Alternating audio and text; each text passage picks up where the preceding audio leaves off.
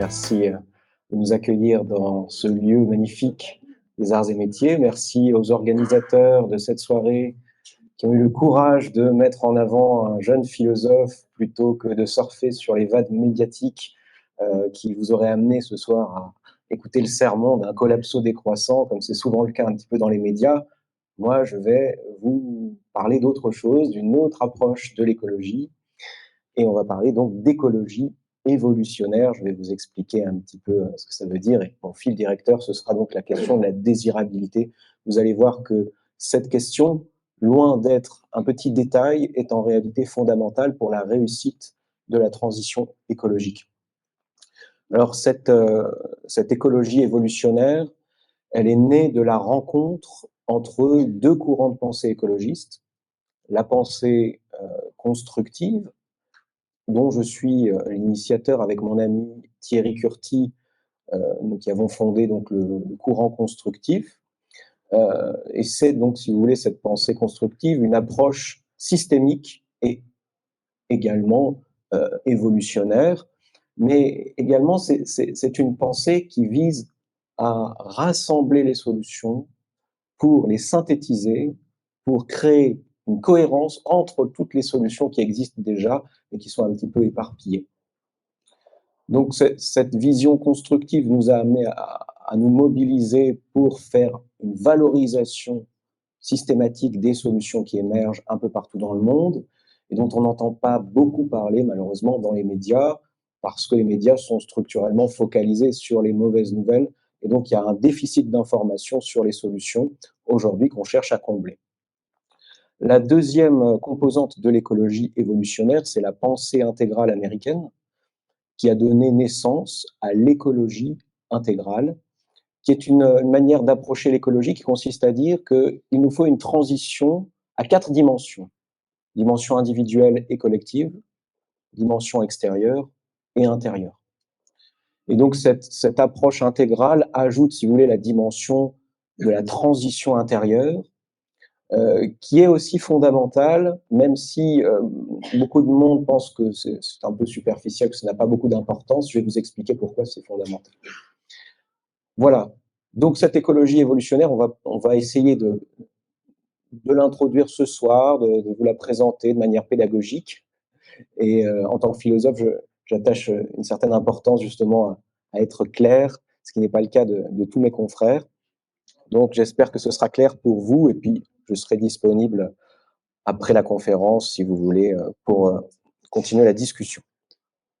Alors pour commencer, j'aimerais vous proposer une citation d'une femme exceptionnelle qui s'appelle Barbara Marx Hubbard, qui est une leader évolutionnaire américaine, qui a écrit un livre que je vous invite à lire qui s'appelle « Évolution consciente ». Et dans ce livre, elle nous dit ceci: « Si les innovations positives s'enchaînent de manière exponentielle avant que les ruptures massives ne se renforcent mutuellement, alors le système peut se reconfigurer vers un ordre supérieur de conscience et de liberté, sans effondrement économique, environnemental ou social. » Alors pourquoi cette citation me paraît importante pour commencer? Parce qu'elle met l'accent sur un point décisif, qui est la question de la vitesse de la transition. Nous sommes dans une situation de changement de paradigme, et dans toutes les situations de changement de paradigme, vous avez le paradigme actuel qui est en déclin et qui va vers son effondrement terminal parce qu'il est rempli de contradictions internes qui vont le faire exploser.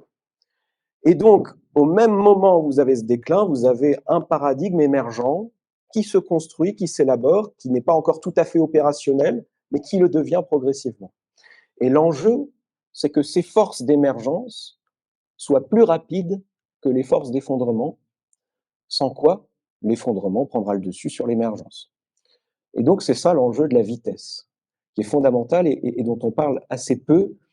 Pourquoi on en parle assez peu? Parce que évidemment, les scientifiques qui travaillent sur ces questions sont concentrés sur la question de la faisabilité technique de cette transition, très souvent, et ils oublient un autre facteur qui est un facteur plus subjectif, qui est la question de la volonté.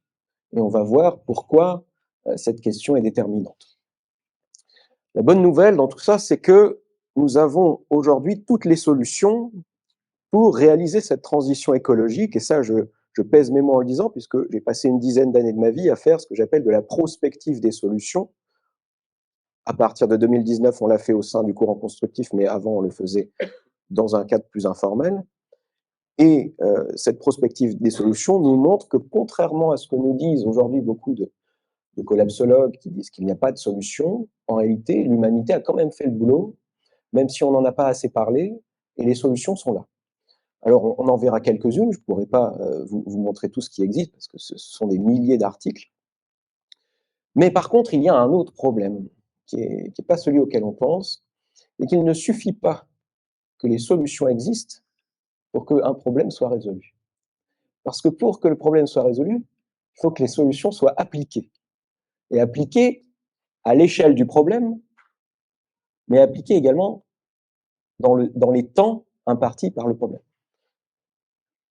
Et donc, c'est ça, vous voyez, la problématique véritable aujourd'hui, ce n'est pas une problématique de faisabilité, c'est une problématique de rapidité qui renvoie finalement à une autre question qui est la question de la volonté. Pour accélérer cette transition, il nous faudrait un sursaut volontariste, une mobilisation constructive mondiale, et c'est ça que nous devons mettre en place pour que les solutions qui existent déjà soient appliquées.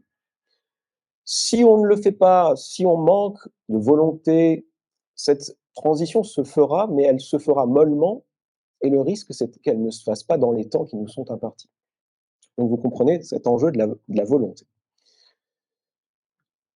Donc il y a, si vous voulez, un facteur déterminant qui est passé complètement inaperçu des réflexions, des scénarios, des prospectivistes et tout ça, c'est un facteur éminemment subjectif, qui est la question, est-ce que nous voulons réaliser cette transition?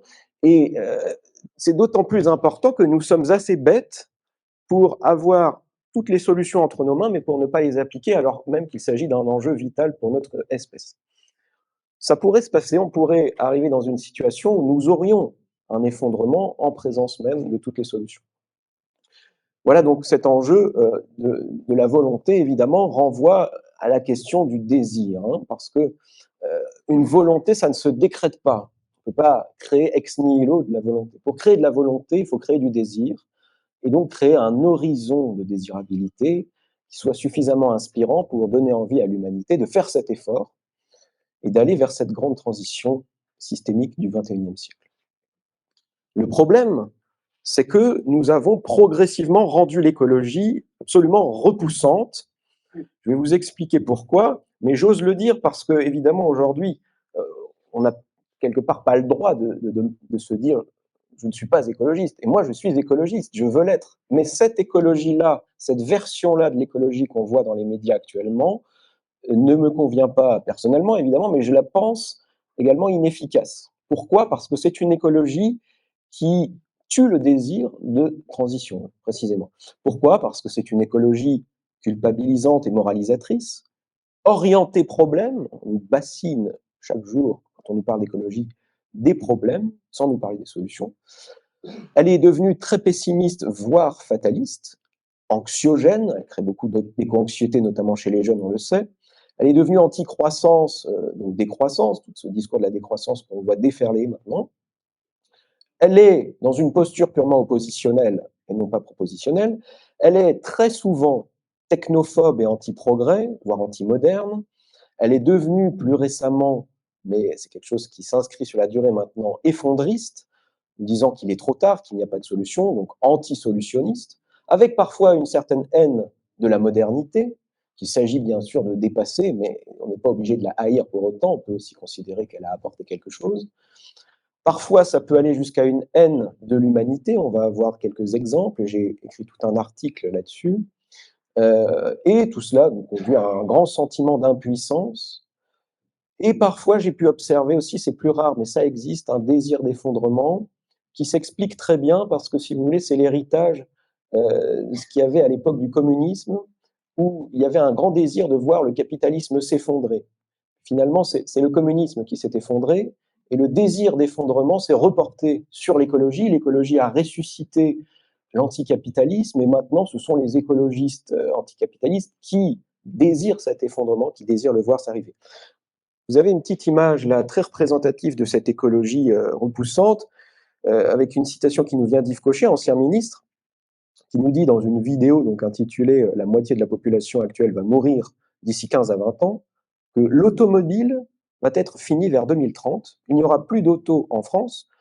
Il faut se reconvertir dans la fabrication de fiacres, de diligences et de calèches, qui sont le mode de transport de l'avenir.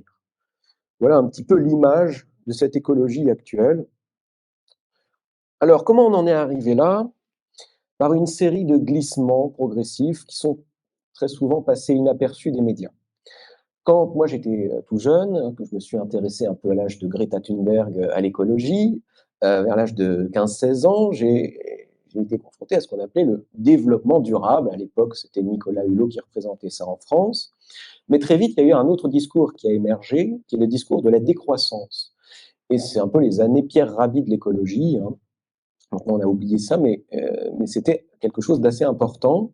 Simplement, la décroissance, c'est assez problématique parce que ça consiste à dire il faut absolument choisir la décroissance pour éviter d'avoir une décroissance subie. Vous voyez un peu la contradiction? Donc, en fait, il y aurait une décroissance, la décroissance choisie, qui serait absolument désirable, pour pouvoir éviter la décroissance qui serait absolument non désirable, qui serait la décroissance subie. Donc déjà, il y a quelque chose qui m'avait interpellé à l'époque. Et j'ai bien vite réalisé que cette décroissance était assez irréaliste parce qu'elle était, d'une part, incompatible avec la vitalité économique de nos sociétés, avec la préservation de nos systèmes sociaux. Elle est irréaliste par rapport à la montée des émergents et la compétition internationale. Elle reviendrait finalement à perdre notre rang de puissance et à sortir de l'histoire. Et puis, il ne faut pas oublier que la décroissance est un discours qui vous dit il faut que les pays du Nord décroissent pour que les pays du Sud puissent croître. Donc, elle n'est pas si décroissante que ça, puisqu'elle invite quand même le Sud à croître. Et la croissance du Sud, c'est pas quand même rien. Donc, vous avez un problème. C'est que la décroissance, ça ne revient pas à arrêter de polluer, ça revient à polluer moins. Et polluer moins, c'est s'effondrer quand même. C'est s'effondrer un peu plus tard, mais c'est s'effondrer quand même. Voilà ce que nous disons au courant constructif. Cette décroissance, donc, n'a pas suscité plus d'intérêt que ça. Il y a eu une petite mode, mais à un moment donné, lorsqu'on a compris que la décroissance ne serait pas choisie, eh bien, les décroissants ont eux-mêmes glissé vers une autre position, qui est la position effondriste. Ça a émergé dans les années à peu près 2016-2017, ça s'est imposé dans les médias vers 2019-2020, et on a eu la vague de la collapsologie avec Pablo Servigne et quelques autres. Et il y a eu un dernier glissement que j'ai observé en étudiant de près les textes, qui est un glissement interne à la collapsologie. Si vous voulez, la collapsologie maintient encore un horizon de désirabilité en disant que finalement, après l'effondrement, on pourrait réaliser des utopies éco-anarchistes. Donc, il y aurait une sorte d'utopisme post-effondrement. Et si vous voulez, le dernier glissement qui s'est opéré a mis fin à cet horizon de désirabilité qui n'était pas déjà très pertinent, en disant mais non, nous n'aurons même pas ça. En fait, nous allons tout simplement vers des milliards de morts, voire pour certains vers la fin de l'humanité. C'est ce que j'appelle l'effondrisme noir de Vincent Mignereau, qui a cessé de s'appeler collapsologue pour se dire effondriste tout simplement. Voilà.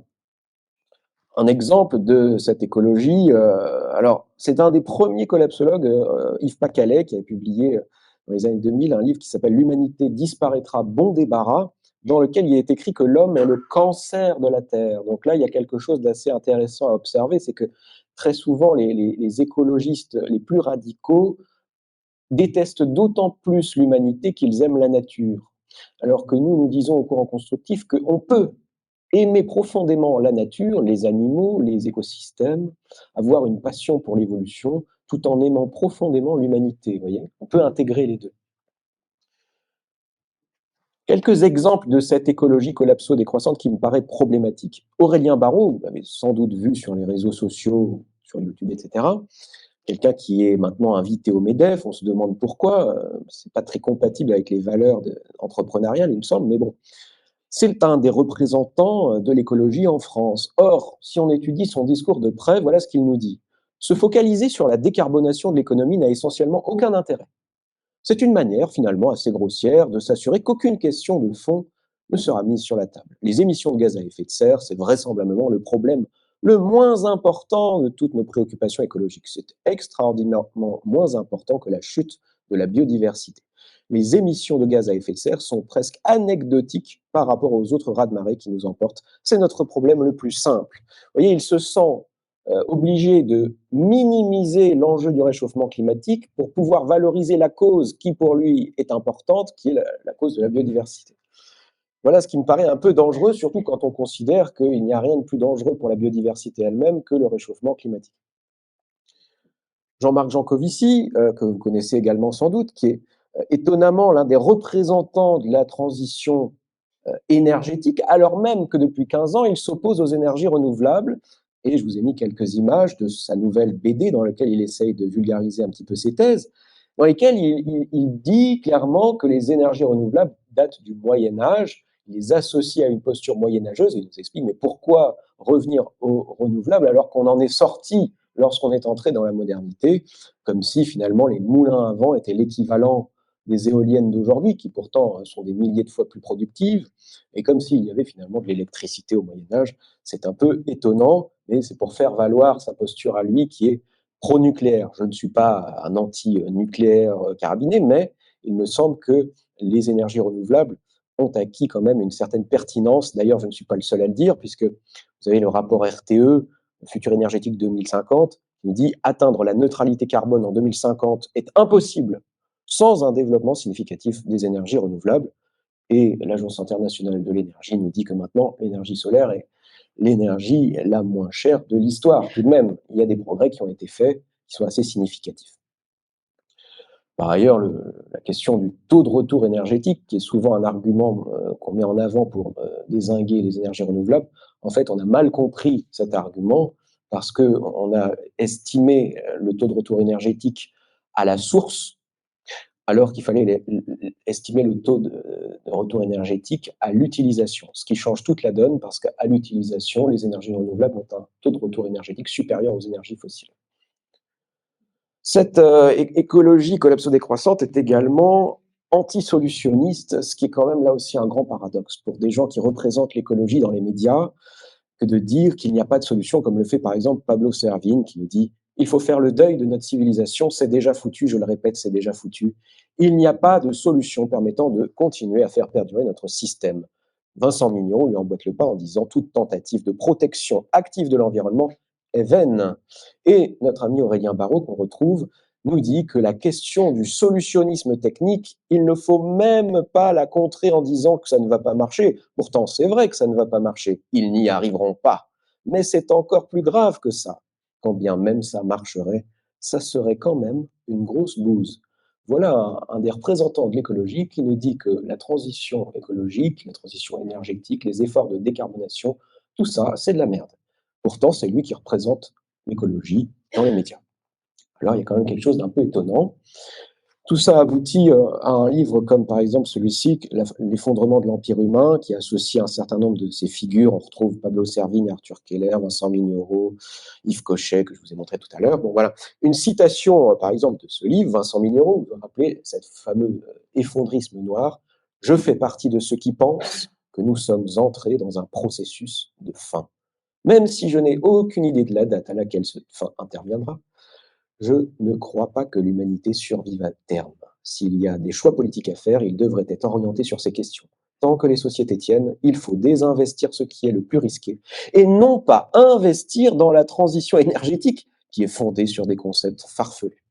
Voilà donc clairement un livre. Et pourtant, vous retrouvez dans ce livre quelqu'un comme Nicolas Hulot qui, on ne peut pas dire qu'il se rallie, mais en tout cas, il ne dit rien. Vous avez également Jean Jouzel qui n'oppose pas beaucoup d'arguments à ce positionnement, à cette ligne, et qui au contraire coécrit un livre avec ces gens. Alors évidemment, un extrême en attire un autre, et donc cette écologie radicale attire un regain de climato-scepticisme. C'est simple à comprendre, au fond, les êtres humains étant ce qu'ils sont, ils préféreront toujours un déni heureux plutôt qu'une conscience éco-anxieuse qui les rend malheureux. Et donc, on a un grand retour des climato-sceptiques, notamment sur certains réseaux comme TikTok, qui s'emparent de la jeunesse, et c'est très problématique, évidemment. Alors, nous disons au courant constructif que cet anti-solutionnisme n'est pas de l'écologie radicale, c'est de l'anti-écologie. Il faut remettre les choses à l'endroit. Les représentants médiatiques de l'écologie, qui passent leur temps à attaquer les solutions issues de la technoscience et la transition énergétique, ne sont pas des écologistes, mais des ennemis de l'écologie. Donc nous appelons les médias à prendre conscience qu'il y a eu un grand détournement de l'écologie par une idéologie, l'idéologie collapso-décroissante et anticapitaliste, et que les représentants actuels de l'écologie, que ces médias valorisent chaque jour pourtant, sont en fait des ennemis de la transition écologique. Et en occupant l'espace médiatique, eh bien, ils empêchent les solutionnistes, qui, eux, existent encore, mais dont on ne parle plus beaucoup, d'exister. Quelques noms, juste comme ça pour vous mettre des idées en place, les fameux collapsos décroissants, donc on en a cité quelques-uns, Jean-Marc Jancovici, Aurélien Barraud, Philippe Biwix, Guillaume Pitron, Camille Etienne, Arthur Keller, Pablo Servigne, Vincent Mignereau, etc. Un certain nombre d'entre eux sont passés au MEDEF de manière étonnante. Alors qu'il y a d'autres noms beaucoup moins connus, mais tout aussi importants à mon sens, qui représentent cette nouvelle fibre écologique qui est en train de naître en France. Des gens comme Günther Bollig, Bertrand Piccard, Isabelle Delannoy, qui fait partie d'ailleurs, je crois, de la Fabrique du Futur, Karim Megerbi, que je vous invite à suivre également, qui fait un excellent travail, Yves Laszlo, avec son projet Manhattan de la transition écologique, Cédric Philibert, Michel Saloff-Coste, Mathieu Baudin, Thierry Curti, donc mon collègue du courant constructif, moi-même. À l'étranger également, hein, ça existe, cette tendance-là. Jérémy Rifkin, Paul Hawken, vous avez peut-être entendu parler du projet Drawdown qui a rassemblé 100 solutions merveilleuses pour inverser le réchauffement climatique. Brian Slatt, qui est en train actuellement, c'est un petit jeune qui est en train de dépolluer les océans. Bill Gates, qui a une attitude assez systémique également dans son approche. Tony Seba, qu'on connaît moins, mais qui est vraiment très important à mon sens, avec son institut Rethinkix. Hélène MacArthur, la représentante de l'économie circulaire. Ken Wilber, qui est un des penseurs intégraux les plus importants.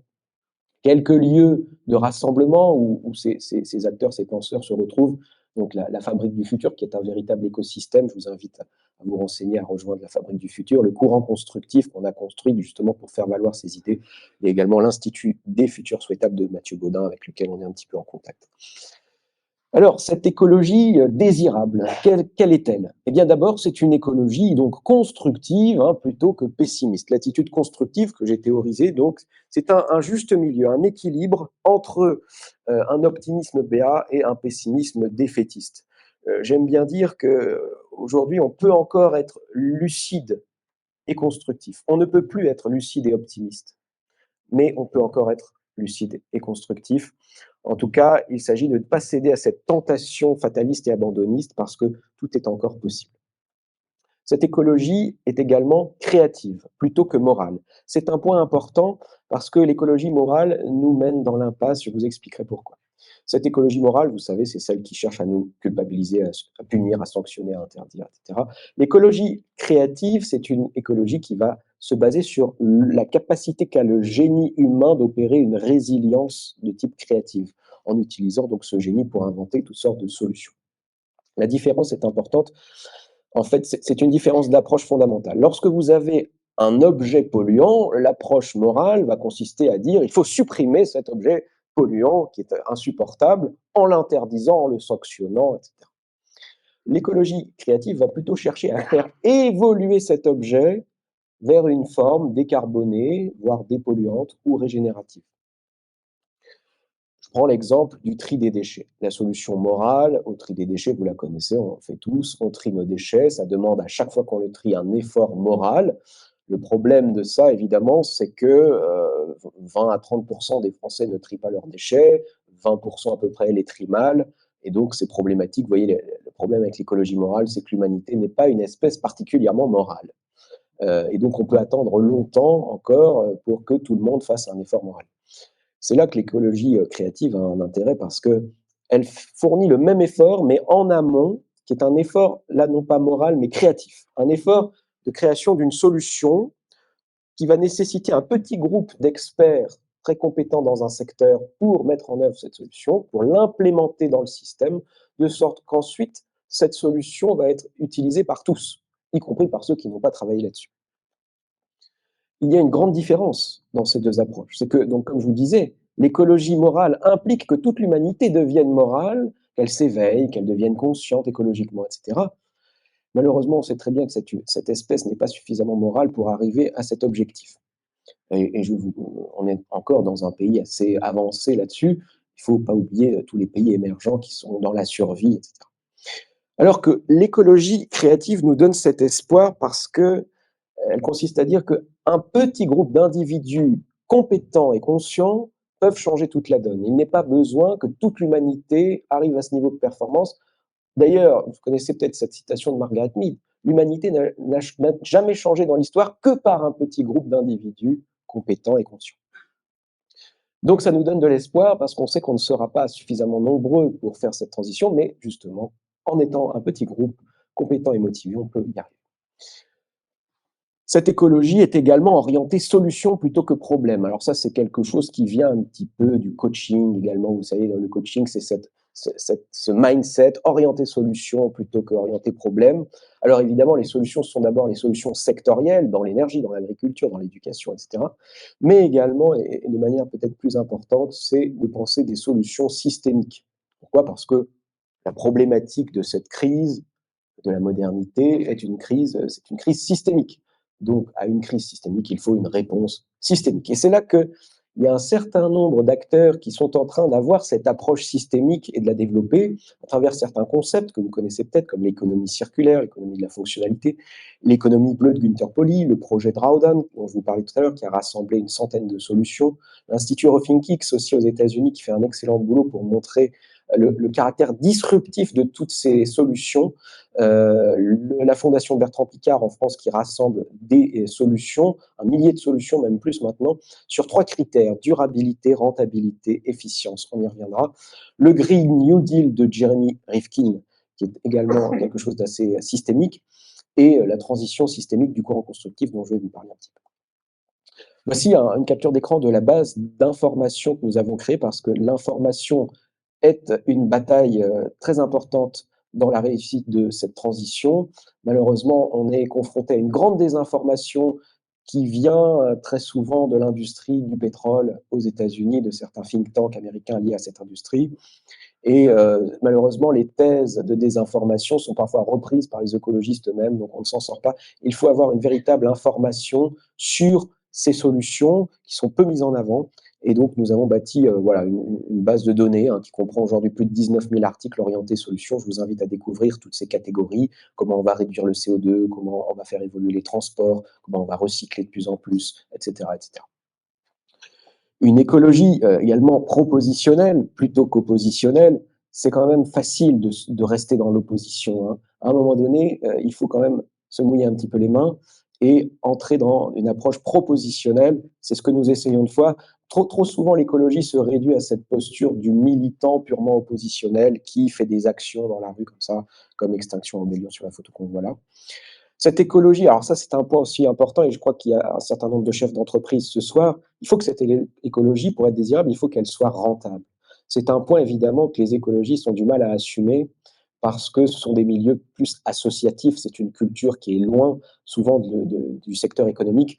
Or, la rentabilité est un véritable levier pour la transition, c'est ce qui permet de l'accélérer parce qu'on peut compter sur l'avidité humaine pour accélérer la transition. Bertrand Piccard a fait un énorme travail dans ce sens-là, avec ses 1000 solutions, en sélectionnant des solutions qui soient rentables. Et il nous dit, Bertrand Piccard, que la protection de l'environnement ne deviendra une réalité que si elle est perçue comme économiquement viable et ne nécessitant aucun sacrifice financier ou comportemental.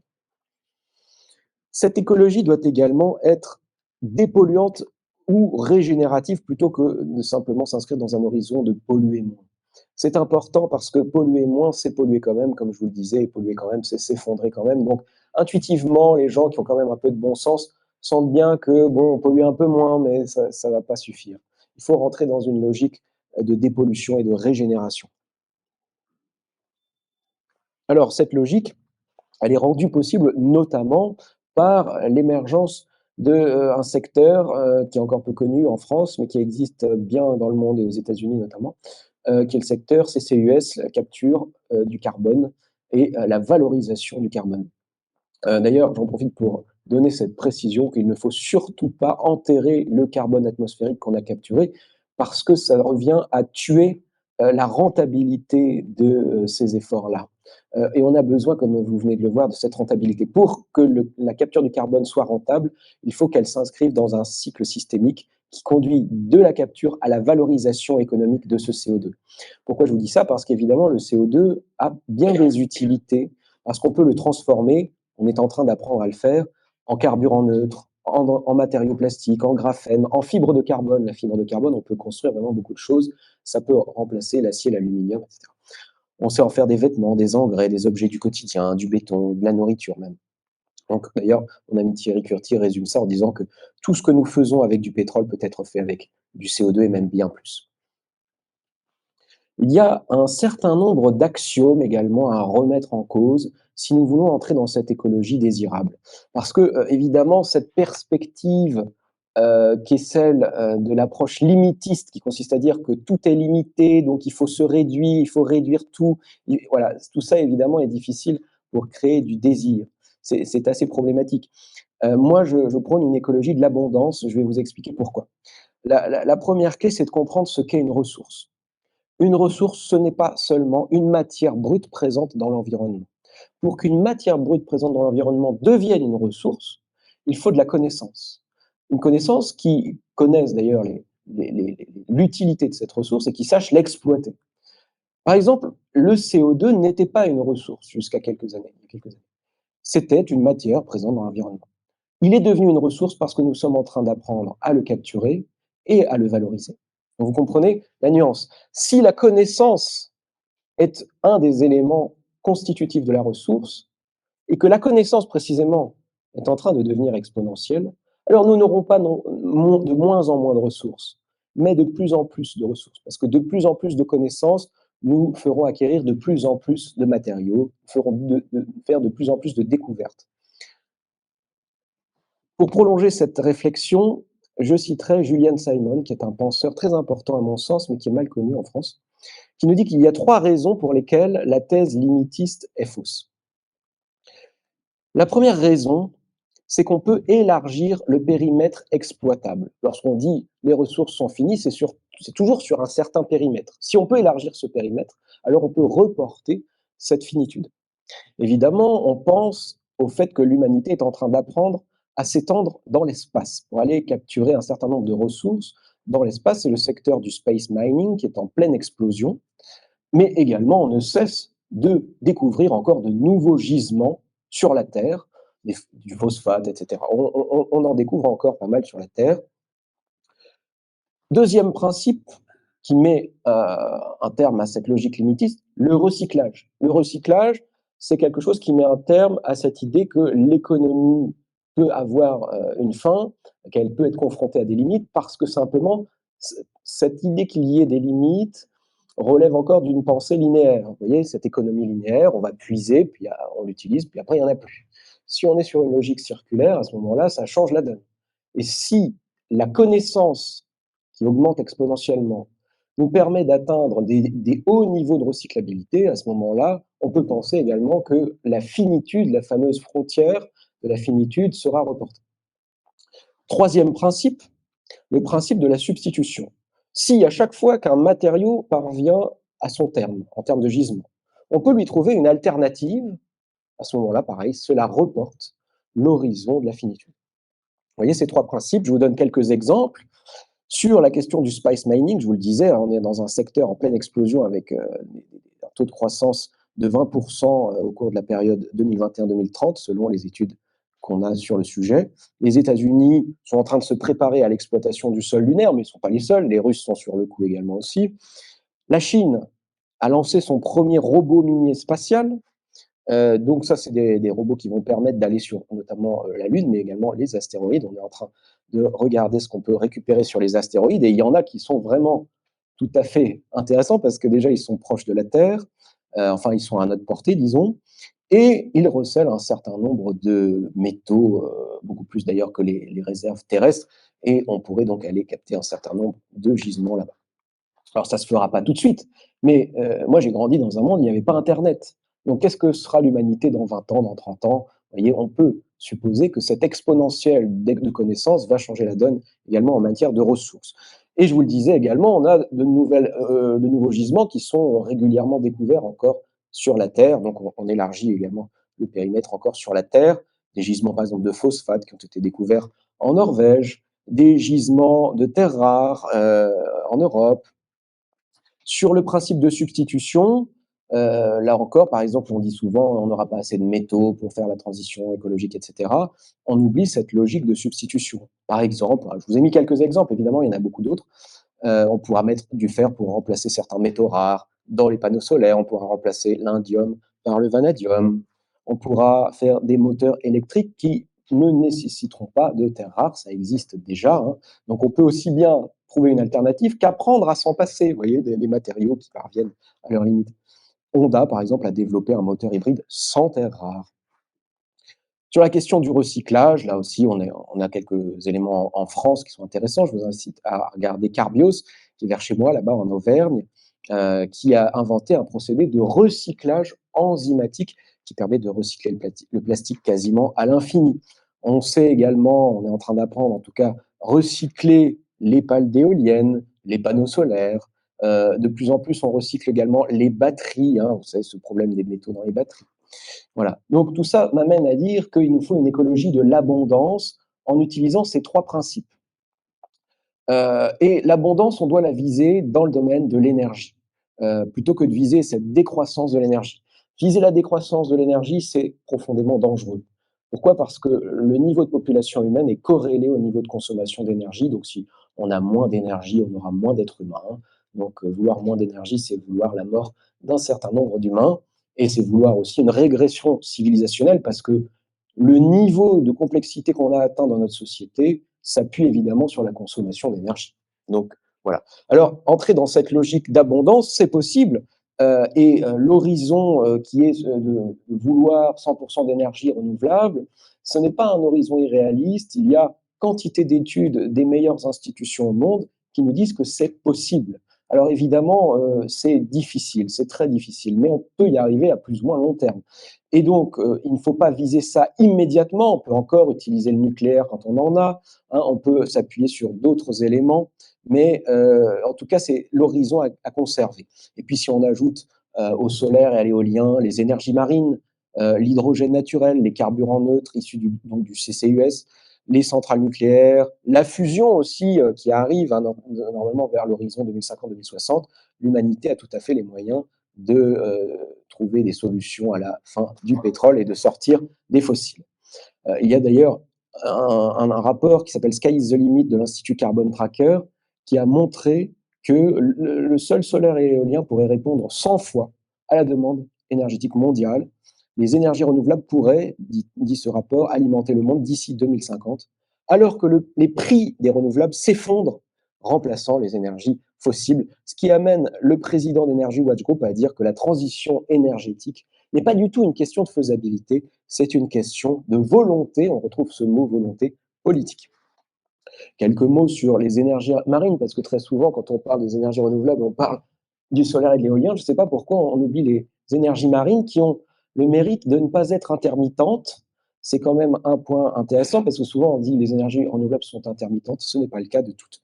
Les énergies marines pourraient à elles seules répondre aux besoins énergétiques mondiaux, rien que ça. Donc si vous ajoutez tout le reste, vous voyez, on peut aller très loin avec les énergies renouvelables. Mais je ne suis pas en train de dire qu'on est en train d'y arriver. Je suis en train de dire que si on avait la volonté, on pourrait y arriver. Une écologie désirable, ce serait également, à mon sens, une écologie multi-archétypale. Alors ça, c'est un mot que j'ai un petit peu inventé pour vous dire une chose importante, à mon sens. L'écologie, encore une fois, comme je vous disais, se réduit très souvent à cette idée du militant oppositionnel. Moi, je considère que l'écologie, ce n'est pas demander à tout le monde de quitter son boulot pour aller dans la rue, faire des manifestations, etc. L'écologie, c'est au contraire, à mon sens, d'utiliser vos compétences respectives, chacun a des compétences dans différents secteurs de la société, de mettre ces compétences au service de la transition là où vous êtes. Je ne vous demande pas, moi, d'abandonner ce que vous faites dans vos vies pour aller militer, comme par exemple on l'entend beaucoup dans le discours des bifurqueurs, vous savez, il y a eu toute cette polémique sur les bifurcants, qui malheureusement ont des compétences dont la société aurait besoin, mais qui quittent le monde des ingénieurs, par exemple, pour aller créer une ferme dans les Cévennes, etc. C'est pas comme ça que je vois les choses. Moi, je pense qu'au contraire, on a besoin de scientifiques, de politiciens, de penseurs, d'enseignants, de juristes, de chercheurs, d'inventeurs, d'entrepreneurs, de financiers. On a besoin de tout le monde. Simplement, il faut que tout le monde fasse sa part, c'est-à-dire mettre ses compétences au service de cette transition.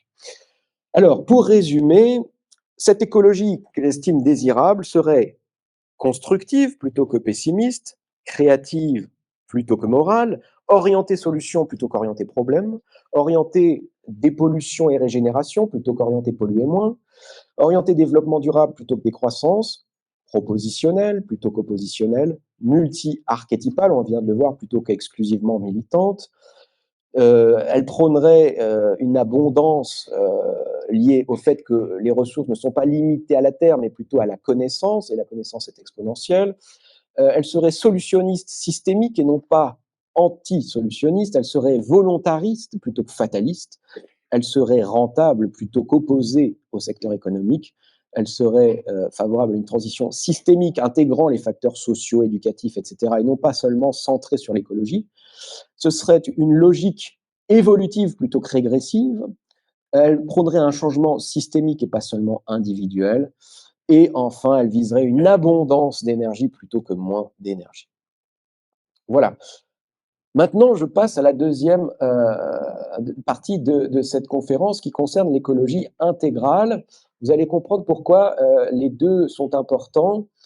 Très souvent, on se retrouve dans la situation où vous avez d'un côté des gens qui s'occupent de la transition extérieure, avec la transition écologique, énergétique, etc., les aspects bien techniques, vous voyez, mais qui ne sont pas du tout conscients de l'importance d'une transition intérieure, basée sur l'évolution des valeurs, de la conscience, du rapport à la nature, etc.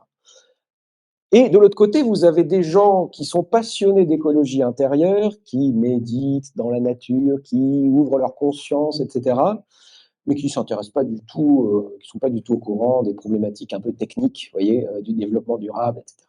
C'est très rare qu'on ait les deux, et l'écologie intégrale vise précisément à réunir les deux, parce qu'on a besoin des deux. Pourquoi? Pour une raison bien simple, c'est qu'on est en train de changer de paradigme. Or, un paradigme, c'est quelque chose qui détermine l'extérieur, l'infrastructure d'une civilisation, mais c'est aussi quelque chose qui nous habite, c'est quelque chose qui est un modèle mental, une vision du monde, une sensibilité, vous voyez, la sensibilité moderne, la vision du monde moderne. Ça fait partie du paradigme. On ne peut pas changer l'un sans l'autre.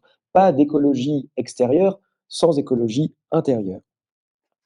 Voilà, donc là, je vous ai fait un petit tableau récapitulatif très rapidement pour vous montrer, voilà, d'un côté, vous avez les gens qui s'intéressent à la transition intérieure sans s'intéresser à la transition extérieure, et de l'autre côté, on a l'inverse, les gens qui s'intéressent à la transition extérieure sans s'intéresser à la transition intérieure. Alors, ceux qui s'intéressent à la transition intérieure vont vous dire, par exemple, oui, alors la transition extérieure, c'est vraiment superficiel, ce sont des gens qui n'ont pas compris la profondeur métaphysique du problème écologique, et finalement, c'est du greenwashing.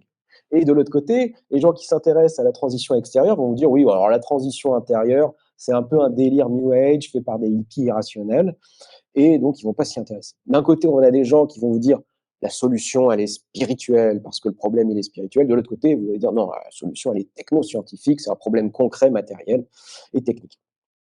Nous, on dit que c'est les deux. Voilà. Et donc, d'un côté, vous avez des gens qui ne s'intéressent pas aux solutions technoscientifiques, voire qui les désapprouvent, hein, parce qu'affectivement, ils sont contre la technique, etc. De l'autre côté, des gens qui ne comprennent pas la nécessité de cette transition intérieure, qui n'ont pas développé cette expérience fine de la nature dont on a besoin aujourd'hui. D'un côté, on peut avoir un manque de volontarisme et de concrétisation par le travail, et de l'autre côté, parfois un manque de sens, une certaine sécheresse, une certaine froideur, parce qu'on est toujours dans le mental, dans les chiffres, etc. Bon, un manque de rationalité pour les uns, parfois un excès de rationalité pour les autres. On retrouve un peu ces dichotomies qu'il y a à l'œuvre dans la société, cerveau droit, cerveau gauche, la nature et la technologie, l'écologie versus l'économie, les littéraires versus les scientifiques, les méditants versus les militants. Donc, vous voyez, il faut dépasser ces binarités, et la perspective intégrale permet justement d'intégrer chaque chose à sa place. Donc, l'écologie évolutionnaire, elle est intégrale, elle possède ces 4 cadrans: intérieur, extérieur, individuel et collectif. La transition extérieure, elle va permettre à la transition intérieure de se concrétiser dans la matière pour ne pas en rester simplement à de belles intentions d'amour envers la nature, mais avoir des comportements concrets. La transition intérieure, elle va permettre à la transition extérieure d'être dynamisée libidinalement par la force d'une expérience, d'un amour pour la nature. La transition extérieure, on pourrait dire qu'elle fait évoluer nos moyens, alors que la transition intérieure, elle va faire évoluer nos fins. On veut dire autrement, la transition extérieure, elle va changer l'infrastructure de nos civilisations, tandis que la transition intérieure, elle va changer la superstructure, c'est-à-dire la culture, l'éducation, la spiritualité, les valeurs, etc. Alors, cette écologie intérieure se décline en 4 dimensions. La dimension corporelle, la dimension émotionnelle, la dimension mentale et la dimension spirituelle, qui est très importante également. Sur la dimension corporelle, alors, cette dimension est très importante parce que très souvent, on conçoit l'environnement comme quelque chose d'extérieur à nous. La nature serait extérieure. Sauf que la nature, c'est aussi notre corps. La nature, elle est en nous. Et donc, se reconnecter à la nature, ce n'est pas simplement se reconnecter aux forêts, c'est aussi se reconnecter à nos corps, retrouver les rythmes du corps, se remettre à l'écoute du corps, retrouver les rythmes des saisons, les rythmes circadiens, etc. Et cette perspective-là a un intérêt, parce que ça pourrait sembler un peu superficiel pour certains, tout ça, mais l'intérêt, c'est que notre cerveau, grâce à cette perspective, va associer l'écologie au bien-être, au lieu de l'associer au burn-out ou à l'éco-anxiété. Vous voyez, c'est très important que le cerveau ait une vision positive de l'écologie en l'associant justement à un mieux-être du corps et à la relaxation, etc.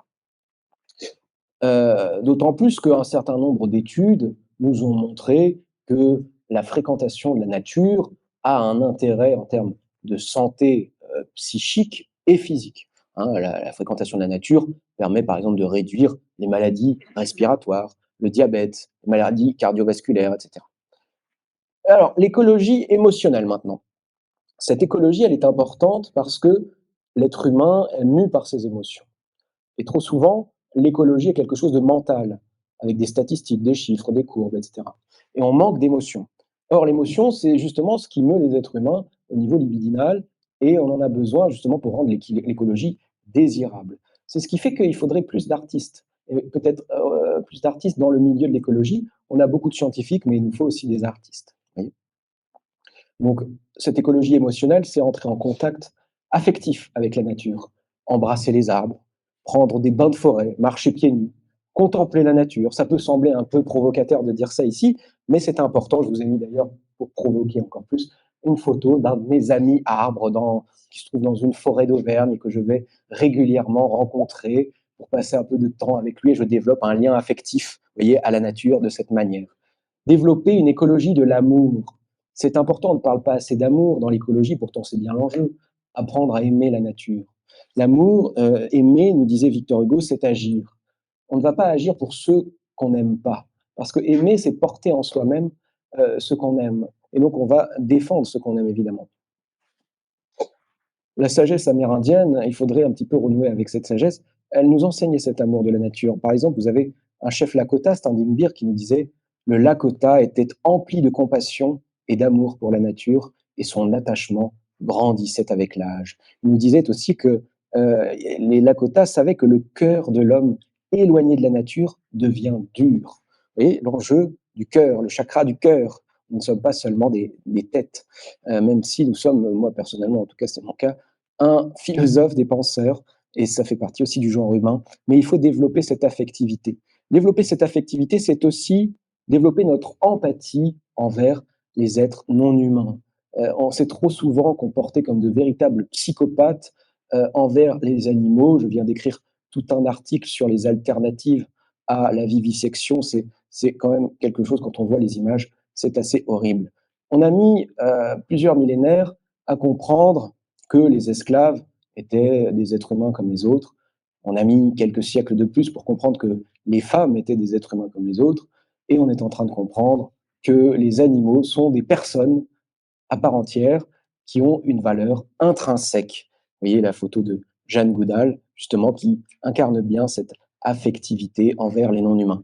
Je pense qu'il faut aller vers un sentiment de fraternité terrienne, quelque chose qui nous dit que nous partageons avec l'ensemble du vivant cette planète, nous respirons le même air, nous buvons la même eau, nous sommes éclairés par le même soleil, peut-être même partageons-nous la même conscience, parce que l'homme n'est pas le propriétaire exclusif ni le sommet de la conscience, il y a différents degrés de conscience. Et nous sommes donc issus d'une même évolution, d'une même source d'évolution. Donc voilà, nous devons développer cette fraternité et une autre manière de développer cette écologie émotionnelle, c'est de développer 3 types de reliance. Reliance à soi, reliance aux autres, reliance à la nature. Pourquoi c'est important? Parce que la modernité, de par sa pensée justement analytique, a beaucoup divisé le monde. Elle a créé une déliance entre soi-même, entre soi-même et les autres, et entre soi-même et le monde. Ces 3 déliances font qu'aujourd'hui, si on veut retisser la toile de l'unité de la vie, eh bien, il nous faut inscrire l'écologie dans un processus qui n'est pas seulement écologique, mais qui est également social et spirituel, pour avoir une reliance avec la nature, mais aussi avec les hommes, avec les autres et avec soi-même. Donc voilà, une écologie émotionnelle, c'est une écologie des affects positifs qui va nourrir la gratitude envers la nature, l'amour de la nature, les sentiments d'émerveillement envers la beauté, sensation de bien-être, hein, la reconnexion à soi, aux autres, au monde, plutôt que cette écologie de l'éco-anxiété, de la dépression, du fatalisme, du pessimisme, du désir d'effondrement et de la haine de l'homme. Une écologie mentale. Alors ça, c'est important parce que, comme je le disais, un paradigme, c'est avant tout une vision du monde, c'est un modèle mental. Donc, si vous voulez changer de paradigme, vous devez changer de modèle mental. Et pour ça, on doit revenir sur les fondateurs du modèle mental moderne, et notamment Descartes. Descartes qui, dans son discours de la méthode, a positionné l'homme comme maître et possesseur de la nature, et toute la modernité découle de ça. Descartes nous disait également autre chose. Il nous disait, moi, quand je parle de la nature, je ne parle pas d'une déesse. Moi, quand je parle de la nature, je parle de la matière. La nature ne serait rien d'autre que de la matière brute. Vous voyez, à partir du moment où on considère la nature comme une matière brute, on peut l'exploiter, la surexploiter, indépendamment de la logique des écosystèmes. Et donc, vous voyez, tout est déjà là dans ce projet cartésien. Il faut réviser ces axiomes de la modernité. C'est ce que j'ai un petit peu fait. En tant que philosophe, j'ai proposé une alternative. Je vais lire un petit texte qui synthétise un petit peu ma pensée à ce sujet. Le projet de la modernité consistait à rendre l'homme maître et possesseur de la nature. Ce fut un projet conçu en une époque de famine et d'épidémie, il ne faut pas l'oublier, pour améliorer la vie et la santé des hommes. Et de ce point de vue, il fut un large succès, apportant de nombreux progrès à la condition humaine jusqu'à ce que ses conséquences écologiques révèlent son invalidité structurelle. De cet échec, désormais définitif, émerge à présent la postmodernité et avec elle, une nouvelle figure humaine se lève, plus sage, plus évoluée. L'homme élève et co-créateur de la nature. Voilà un petit peu l'alternative que je propose. Un homme élève et co-créateur de la nature. Pour terminer, une écologie spirituelle. Une écologie intégrale, c'est aussi une écologie spirituelle. La spiritualité a cette capacité à faire de l'écologie une expérience de conscience. C'est-à-dire que nous développons une véritable conscience écologique et pas seulement des connaissances mentales. Vous voyez, c'est une conscience, c'est-à-dire une manière d'être au monde, de se sentir en présence du reste des hommes, du reste de la nature, etc. La spiritualité, si on analyse un petit peu ce qu'est la mystique universelle, elle a une portée écologique. Parce que toutes les grandes réalisations spirituelles ont une portée écologique. Par exemple, si je pense à la réalisation que tout est un, qui est une des réalisations très fréquentes en matière de spiritualité. Évidemment, ça a une portée écologique, puisque l'écologie, ça consiste à réactualiser cette harmonie, ce sentiment d'unité, cette mise en cohérence avec le grand tout. Lorsque la spiritualité nous permet également de comprendre que tout émane d'une même source, d'une même conscience, et que chaque être qui émane de cette conscience est porteur de cette conscience et développe en ce sens-là une valeur intrinsèque, eh bien la spiritualité également nous amène à une conscience plus écologique.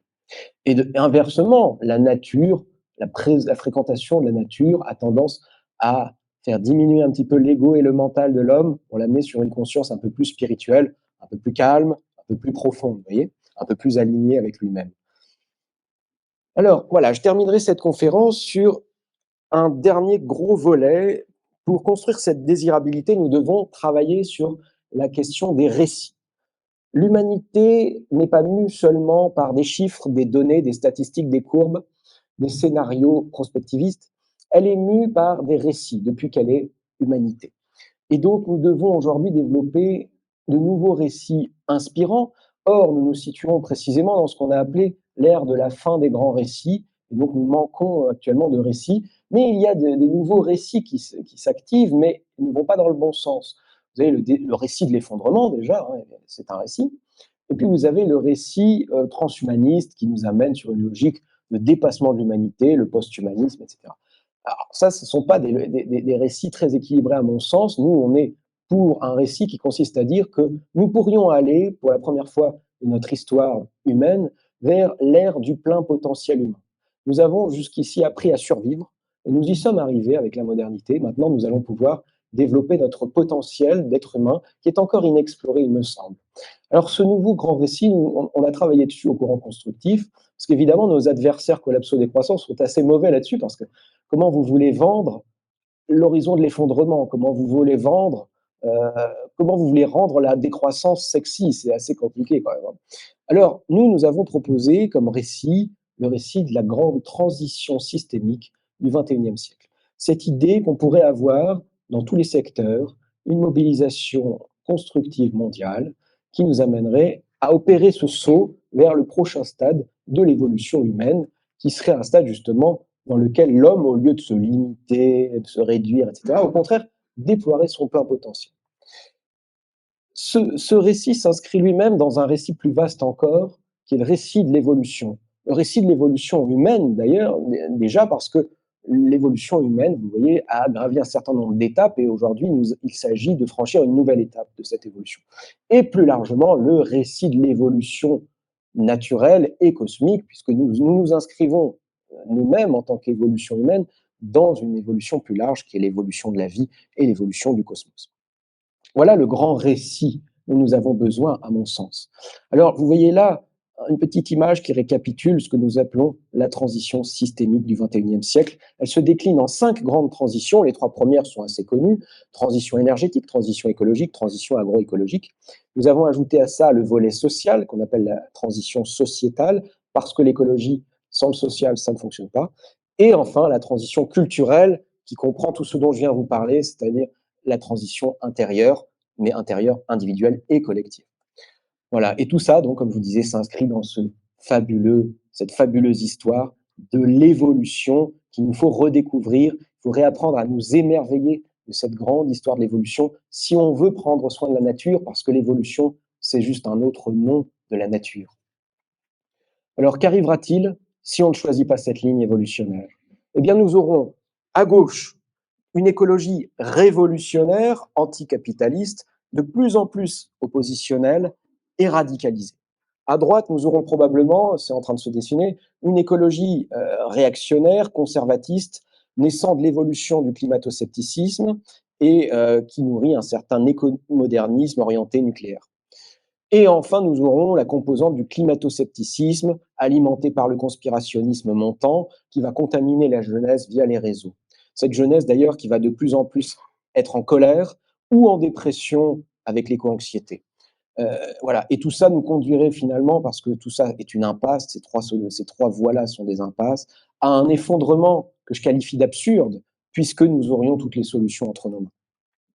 Voilà, donc pour résumer, 4 manières de rendre l'écologie désirable, en réveillant les forces d'évolution plutôt qu'en surfant sur la tentation populiste et régressive, en promouvant une écologie constructive fondée sur la connaissance des solutions possibles et le génie humain, plutôt que cette écologie pessimiste, antisolutionniste et fataliste, en élargissant l'écologie aux dimensions corporelles, affectives et spirituelles, pour faire en sorte qu'il y ait une réalisation profonde et une nouvelle conscience écologique qui émerge. Et enfin, en travaillant cette question des récits, en proposant cette grande transition systémique du XXIe siècle et un récit de l'évolution de l'humanité. Voilà, maintenant, la balle est dans votre camp, vous connaissez les deux voies, à vous de choisir et puis je serai tout à l'heure disponible pour vos questions.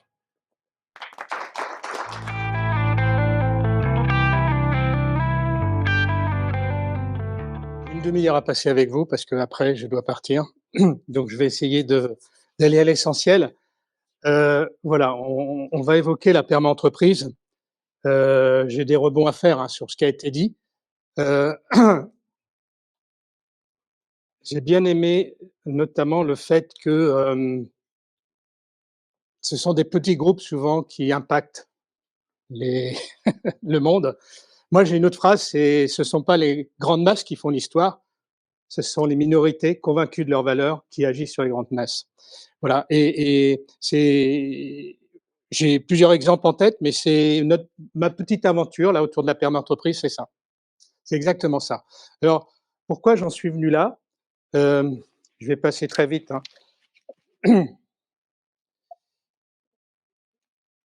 Alors, je vais pas faire plaisir à Benjamin, j'ai passé 12 ans à Greenpeace, mais je peux quand même témoigner que c'est pas tout à fait ce qu'il a dit. Heu, je vous ai mis ça juste pour dire que, j'ai été président du Centre des jeunes dirigeants de début des années 2000. C'est un mouvement de 6 000 entreprises, 5-6 000 et ce mouvement est né en 1938 avec un objet, une économie au service de l'homme. Et quand j'ai eu ce mandat, je me suis dit: «Mais c'est juste pas possible». La RSE arrivait en France, mais vraiment arrivait. Je me souviens encore de la Commission européenne qui avait fait un petit livre vert et il fallait faire des propositions. Et je me suis dit: «S'il y a un mouvement qui doit s'embarquer là-dessus, c'est celui-là». Donc c'est ma vie. C'est ma vie parce que j'ai essayé d'embarquer toutes ces boîtes avec ce que j'avais appelé à l'époque une démarche de recherche de performance globale, c'est-à-dire de dire il faut que l'entreprise trouve un consensus entre trois finalités économiques certes, mais humaines, sociales et environnementales. Bon, environnemental en 2002, je peux vous dire, il y avait du chemin. En 2003, l'économie marchait mal. Mais ceci étant, c'est ce qui a conduit aussi le développement de mon entreprise, d'être tout le temps un champ d'expérimentation. Je vous dis ça, c'est vraiment ce qui m'a amené en 2019 à me réinterroger. Euh, voilà, je n'insiste pas sur tout ce que j'ai pu faire par ailleurs, mais j'ai essayé toujours de m'engager aussi bien sur le plan, quand on est dirigeant, chef d'entreprise, on y est, hein, mais sur le plan environnemental et sociétal. Mon entreprise, voilà, je vous ai mis quelques dates pour, encore une fois, que vous puissiez voir pourquoi j'en suis là. Je l'ai créée en 94, c'était donc une PME, ça ne m'a pas empêché de créer une fondation en 2003. Alors, en 2003, il y avait très peu de groupes qui avaient compris tout l'intérêt d'avoir une fondation et de l'intérêt général des fondations. Vous voyez, en 2005, j'étais en combat contre la discrimination, j'ai expérimenté le CV anonyme que je continue à appliquer, j'ai essayé de faire qu'il y ait une petite loi qui sorte, mais derrière, un certain lobbying a empêché le décret. L'égalité professionnelle, je me suis mis deux claques parce que je me suis aperçu que oui, il y avait des écarts de salaire homme-femme que je faisais de manière inconsciente, complètement inconsciente. Ça a été réglé en 2 ans. Mon premier bilan carbone 2007, voilà. Créer une école des relations humaines parce que moi, je suis donc une entreprise de services numériques, des ingénieurs, des développeurs, et je pense qu'il n'y a aucun projet qui ne réussit sans avoir de réelles compétences dans la relation humaine. Qu'est-ce que j'appelle des compétences? C'est aussi bien, évidemment, la capacité à générer des esprits collectifs et donc à embarquer un collectif que le rôle de médiation, par exemple, qui est absolument nécessaire sur les projets. Vous voyez que 2015, c'est le télétravail. Moi, si je l'ai mis en place en 2015, c'est parce que j'y voyais évidemment un nouveau dispositif pour favoriser les équilibres vie pro, vie perso des collabs, mais parce que mon fameux bilan carbone que je faisais régulièrement, il n'arrivait pas à baisser. Et qu'avec le télétravail, on l'a baissé de 30% du jour au lendemain. Voilà. Sachez qu'à l'époque, il n'y a aucun client qui acceptait le télétravail. En France, on n'en voulait pas, contrairement à l'Allemagne et les pays du Nord. Vous voyez ensuite, 2018, créer un conseil éthique, parce qu'effectivement, je pense, OK pour la morale. La morale, finalement, c'est on nous inculque quelque chose et puis tout le monde doit faire la même chose. L'éthique, c'est non, c'est il y a des valeurs là qui sont devant moi. Quel chemin je vais faire moi-même pour me les approprier, les incarner. Et en fait, une entreprise, pour moi, est de plus en plus soumise à des sujets éthiques. Dans mon monde, je ne vous parle pas du big data, de l'intelligence artificielle, etc. Mais évidemment, ça peut être beaucoup plus large que ça. Voilà. Et j'en suis arrivé à 2019 en me disant, mais c'est quand même incroyable, parce qu'en 20 ans, le monde n'a fait que se dégrader, et en France en particulier. je parle pas de la planète, mais sur le plan social, on peut prendre moult exemples, hein. Et je me suis dit: «C'est faux parce que cette fameuse RSE qui était peut-être une lueur d'espoir, bah, elle a été complètement inefficace, insuffisante». Alors, une fois qu'on a dit ça, parce qu'en France, on est champion du monde des constats. Ah, on est très fort. Maintenant, pour être champion du monde dans l'action et dans les idées mises en application, c'est nettement moins énergique. Alors, je me suis appliqué ça moi-même en disant: «Mais si on en est là, et je pense que ça ne va faire que continuer comme cela, il faut essayer d'inventer autre chose». Et où je rejoins ce qu'a dit Benjamin, c'est que pour moi, vis-à-vis du monde de l'entreprise et toutes les entreprises de 5, de 50, de 500, de 5000, de 50 000, hein, il faut rentrer par ce qu'elles entendent. Et ce qu'elles entendent en premier lieu, combien je vais gagner, quels seront mes dividendes, comment l'entreprise va le valoriser. Voilà, c'est pas la peine de rentrer par autre chose. De toute façon, et surtout celles qui sont avec des fonds étrangers, etc., elles sont ficelées. Et je me suis dit, il faut donc arrêter de parler de RSE, il faut parler d'un nouveau modèle de développement d'entreprise. Il faut essayer de créer un nouveau modèle de développement. Voilà. Qui intègre, bien évidemment, des éléments de réponse aux enjeux majeurs de notre monde. Et ça, je me suis inspiré pour faire cela. Je passe les constats. Je me suis inspiré donc de la permaculture. Voilà, c'était plus une intuition qu'un gros travail de recherche, hein. Mais ce qui m'a beaucoup plu, c'est que finalement, quand on regarde toutes les modes de production agricole, donc avec ma fondation au Maroc, on fait beaucoup d'agroécologie, par exemple. Pour moi, la permaculture, c'est le mode le plus vertueux de production agricole. Ce sont des gens, donc ils sont deux, donc David Lundgren, qui est toujours vivant, qui est en Australie, deux Australiens, qui ont étudié comment les ancêtres, jusqu'à il y a 2000 ans, 3000 ans, comment ils faisaient pour produire alors qu'il n'y avait pas d'énergie. Et eux, c'était leur sujet parce que on est début des années 70 et leur préoccupation, c'était de dire comment je vais pouvoir nourrir toute la population s'il y a une pénurie d'énergie. Rappelez-vous ce qu'on disait sur le pétrole. C'est ça qui les a amenés à finalement inventer, là aussi, un nouveau mode de production agricole. Et ce que j'ai vraiment adoré, c'est que ça, c'est un livre de 700 pages.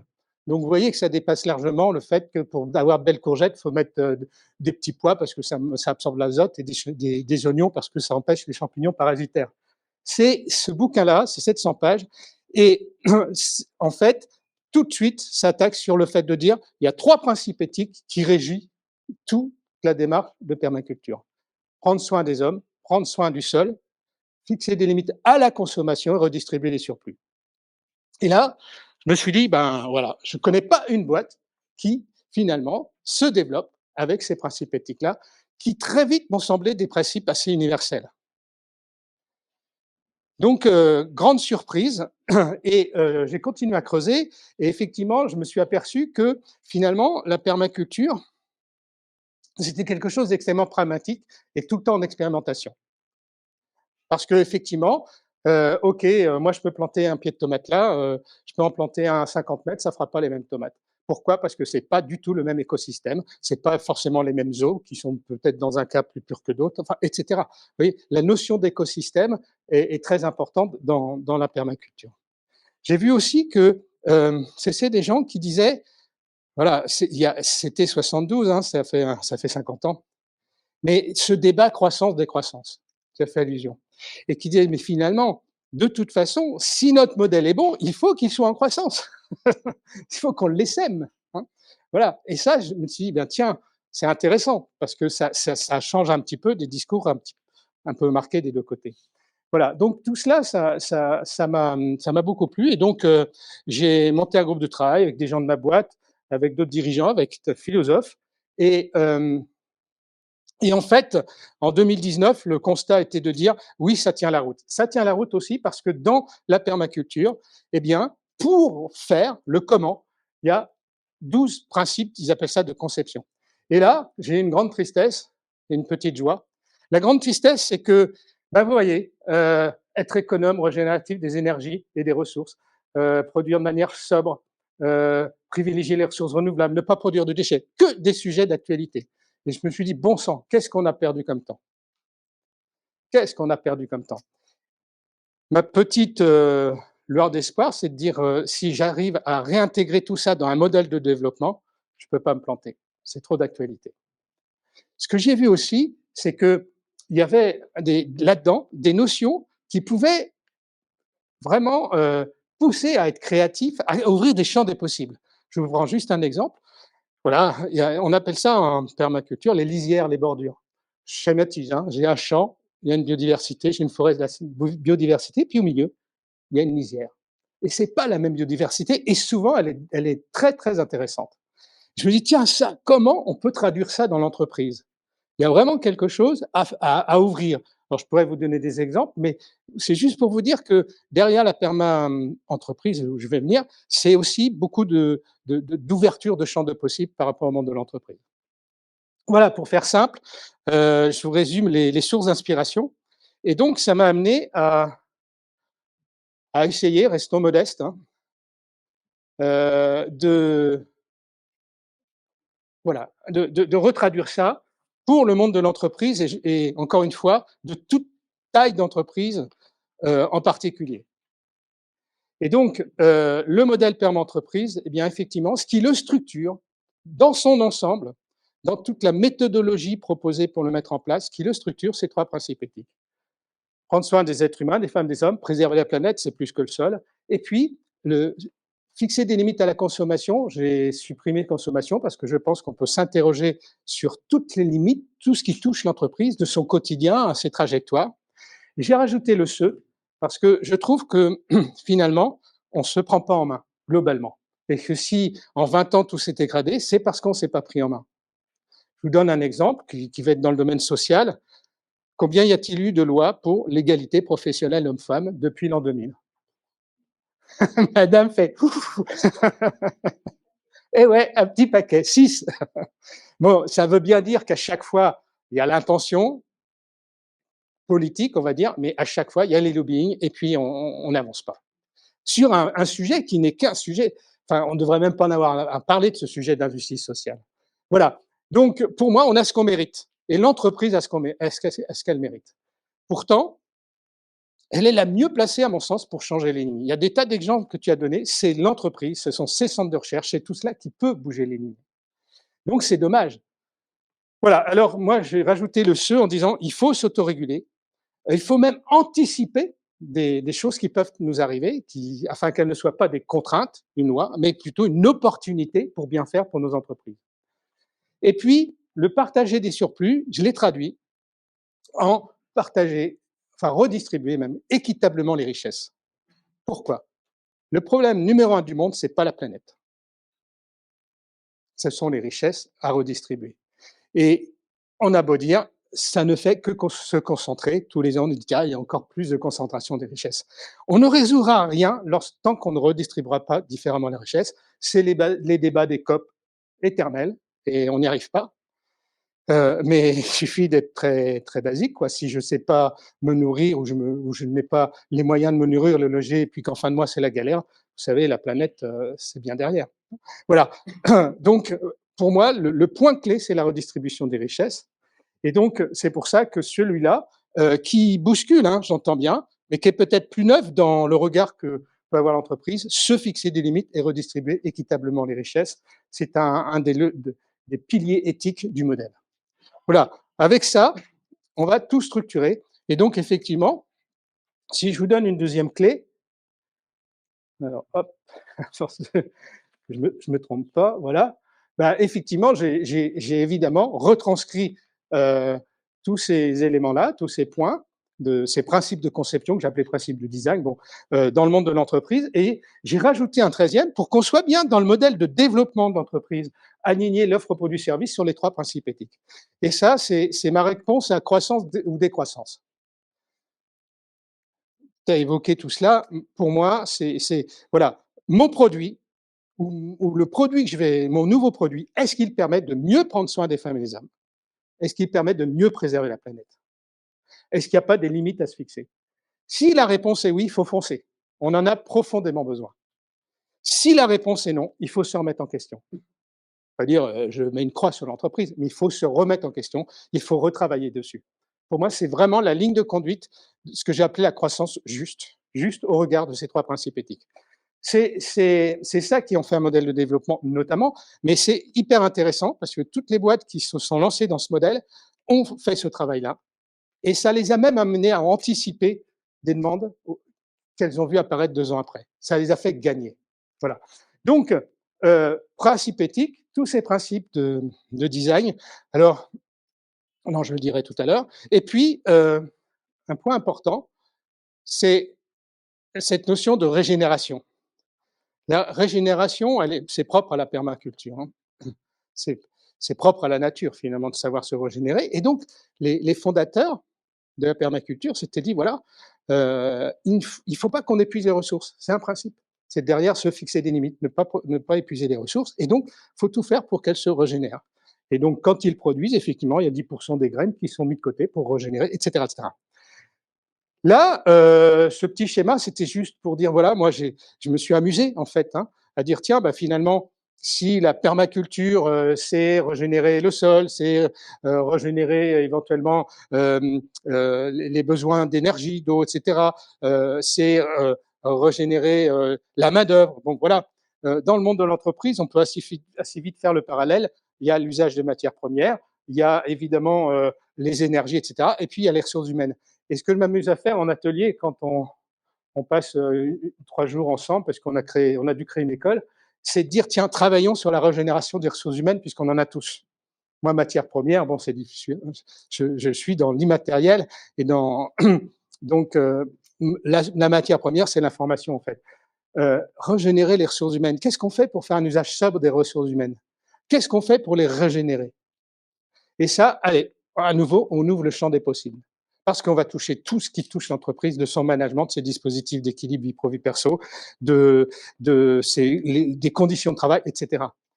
Et je fais un lien avec une chose que tu as dite, c'est que quand on s'est dit, tiens, on repart à zéro, on va reconstruire un projet Nord 6 avec la PERMA, eh bien, on a regardé tout ce qu'on faisait pour régénérer les ressources humaines, puis bon, allez, boîte à idées, etc. Et les salariés ont voté.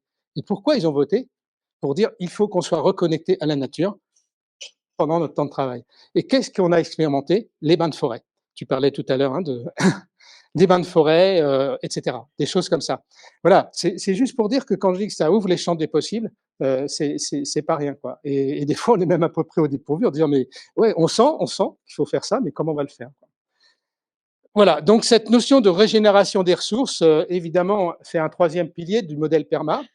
Mais vous voyez, si on décline ce que je viens de vous dire, au nom d'une entreprise, OK, ça peut faire un projet assez motivant, peut-être attractif, mais on fait rien, on change absolument pas le monde. Pour moi, ce qui fait que si demain on est des milliers à appliquer ça et qu'on va bouger un petit peu les lignes, c'est ce que j'ai appelé des objectifs d'impact qui sont indissociables et incontournables. Des objectifs d'impact qui touchent à nouveau les 3 principes éthiques. Voilà, se fixer des limites, redistribuer, préserver la planète, prendre soin des femmes et des hommes. Pourquoi? Parce que, on va retrouver des éléments de redistribution des richesses. Effectivement, dans le modèle, il y a un objectif d'impact avec un plancher, si je puis dire, puis une solution un peu optimale, qui dit qu'il faudrait tendre vers 50% des résultats de l'entreprise distribués, salariés, société civile, impôts compris. Voilà. Donc, vous imaginez qu'il y en a qui ont un grand chemin à faire, mais et bon, il y a les contributions nettes et positives de carbone, il y a un certain nombre de choses sur le plan social. Il y a évidemment dans le modèle aussi, et ça, je l'expérimente également à Nord6, c'est finalement développer une culture complètement différente du dialogue social de celle qui existe en France. C'est intrinsèque au modèle. Et ça, c'est vraiment intéressant parce que combien de dirigeants me disent, moi, le dialogue social, voilà. Et je pense qu'on peut vraiment développer quelque chose d'intéressant grâce au modèle. Donc, ces objectifs d'impact-là, ils sont incontournables, indissociables. Je dis pas qu'il faut que dès demain on y soit, mais il faut faire un chemin. Tu parlais de vitesse dans ton introduction. Moi, je pense qu'effectivement, le mot vitesse est important.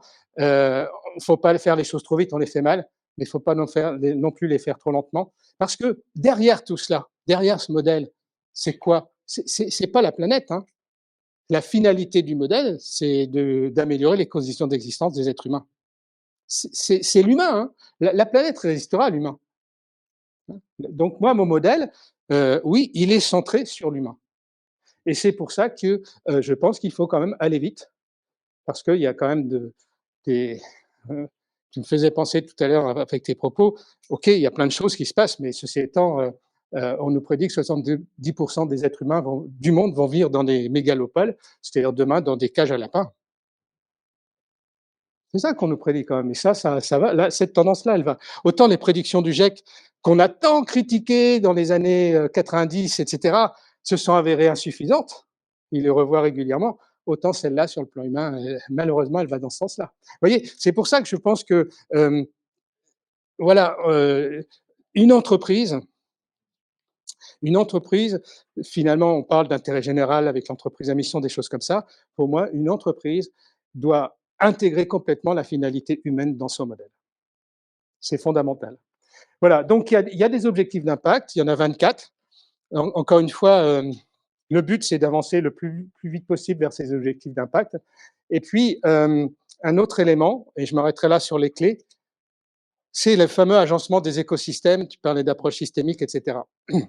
En fait, voilà, pourquoi je pense que ces histoires de RSE sont derrière nous, parce qu'elles ont de gros défauts. La RSE, et vous verrez, on est passé dans tous les trucs, les ISO 26000 il y a 10 ans, Bicorp il y a 5-6 ans, enfin, etc. On rentre dans tous les systèmes pour les connaître. Et ce que je reproche, c'est que ça met tout en silo. C'est pas du tout une approche systémique. Et d'ailleurs, on est évalué sur ce qu'on fait pour le client, ce qu'on fait pour les salariés, ce qu'on fait vis-à-vis de la planète. Tout est en silo. Et puis, autre travers, c'est qu'on peut avoir 30 sur 100 en environnement et 70 sur 100 vis-à-vis des salariés, et on est certifié. Voilà. Pour moi, ça, c'est vraiment quelque chose qui doit être derrière. Et donc, dans le modèle perma-entreprise que je propose, c'est bien évidemment de réfléchir aux parties prenantes, avec les parties prenantes, mais autour de projets. C'est-à-dire que quand on construit un projet perma-entreprise, OK, on va vérifier que la raison d'être est alignée sur les principes éthiques si on en a une. Si on n'en a pas, on va tout de suite l'aligner dessus. Puis après, on va définir des enjeux court et moyen terme en fonction de mes 13 principes de conception. Et derrière ces enjeux, on va dire qu'est-ce qu'on fait aujourd'hui dans l'entreprise qui vont cautionner ces enjeux. Et qu'est-ce qu'on peut faire en plus? Et pour tous ces projets-là, eh bien, on va se dire, tiens, finalement, quelles sont les parties prenantes que je vais mettre autour de l'écran ou de la table pour pouvoir trouver un intérêt commun? On va perdre un peu de temps, mais on va en gagner après et on va être plus ambitieux. C'est l'agencement des parties prenantes par projet. Et ça, je vous assure que ça a fait évoluer ma boîte parce qu'on n'était pas forcément là-dedans. C'est pas facile du tout, mais à chaque fois qu'on y arrive, c'est vraiment efficace. Et là, on n'est plus par voilà à siloter les choses. On prend un sujet, effectivement, on va y voir toutes les dimensions. Et partie prenante, j'insiste aussi sur le fait que dans l'entreprise, il y a déjà de nombreuses parties prenantes. Nous, dans tous les comités de projets qui se lancent, il y a un membre du CSE. Maintenant, on a décidé qu'il y aurait toujours un jeune de moins de 30 ans ou une jeune de moins de 30 ans, etc. Ce sont des parties prenantes internes. Donc voilà, le dernier point, c'est ça, c'est l'agencement des parties prenantes par projet. Et c'est à ce niveau-là qu'on peut, comment dirais-je, se mesurer, c'est-à-dire qu'on va intégrer nos propres objectifs d'impact et on va intégrer ceux qui sont imposés. Ça s'appelle un référentiel d'indicateur, qui devient un outil de pilotage. Voilà, je vais assez vite. Qu'est-ce que je peux vous dire d'autre? C'est que l'autre aspect, c'est que je me suis aperçu que il y a des dirigeants, des chefs d'entreprise, des actionnaires, d'entreprises plutôt familiales, qui ont envie de bouger. Ils ont quand même compris un peu de lucidité, parce que pour moi, il y a un gros manque de lucidité malgré tout.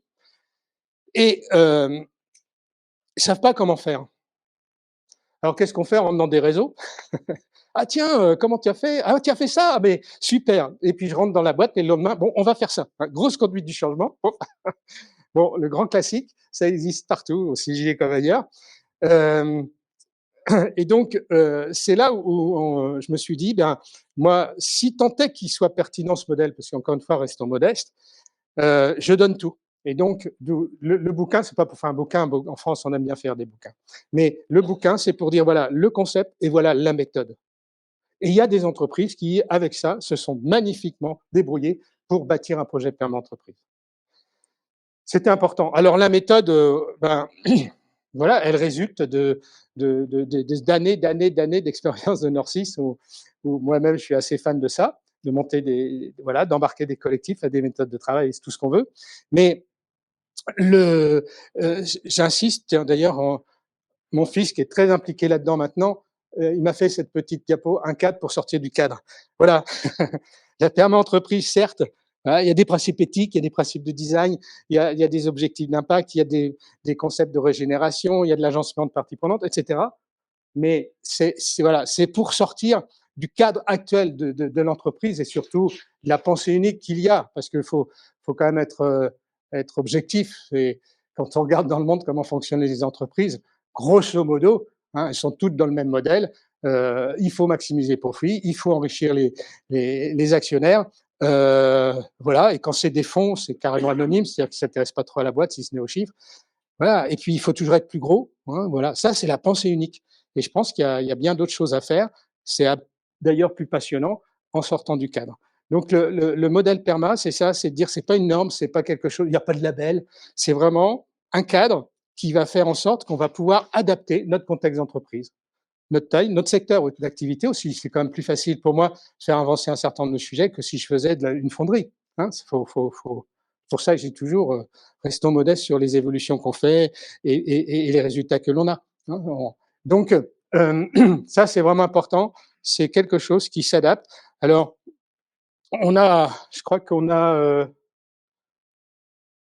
voilà, on a besoin de convaincre. Et moi, le premier. Et en fait, je vous le disais en introduction, il faut rentrer par les chiffres. Et le modèle, encore une fois, il n'y a pas que Nord6 aujourd'hui, il y a de nombreuses entreprises et il y a des associations. Je l'ai appliqué pour une association que j'ai montée il y a 12 ans qui s'appelle Réseau Étincelle, qui s'occupe de jeunes en rupture scolaire. Il y a une association où sont 250 salariés sur la médiation sociale. Ça marche tout autant et c'est tout autant nécessaire. Ces associations ne se préoccupaient absolument pas d'un principe éthique qui est de préserver la planète, par exemple. Voilà. Donc, qu'est-ce qu'on constate? On constate qu'effectivement, développer un modèle comme ça, ça a des atouts économiques, d'attirer les talents et de les fidéliser. Je vous donnerai des chiffres dans mon domaine à moi, d'attirer les clients, d'innover, d'anticiper même de l'innovation, de faire des économies, notamment sur les coûts cachés, etc. Et ça se vérifie à peu près dans tous les cas de figure. Alors, pour être très concret, parce que moi j'aime bien être concret, voilà, je vous cache pas, je suis pas en train de dire que je suis le plus beau, hein, stop. Mais c'est juste pour vous dire que voilà, tout ça c'est mesuré. Et vous voyez que, par exemple, dans mon secteur, on tourne à ça en turnover, que ce soit une très grosse société de services ou une petite.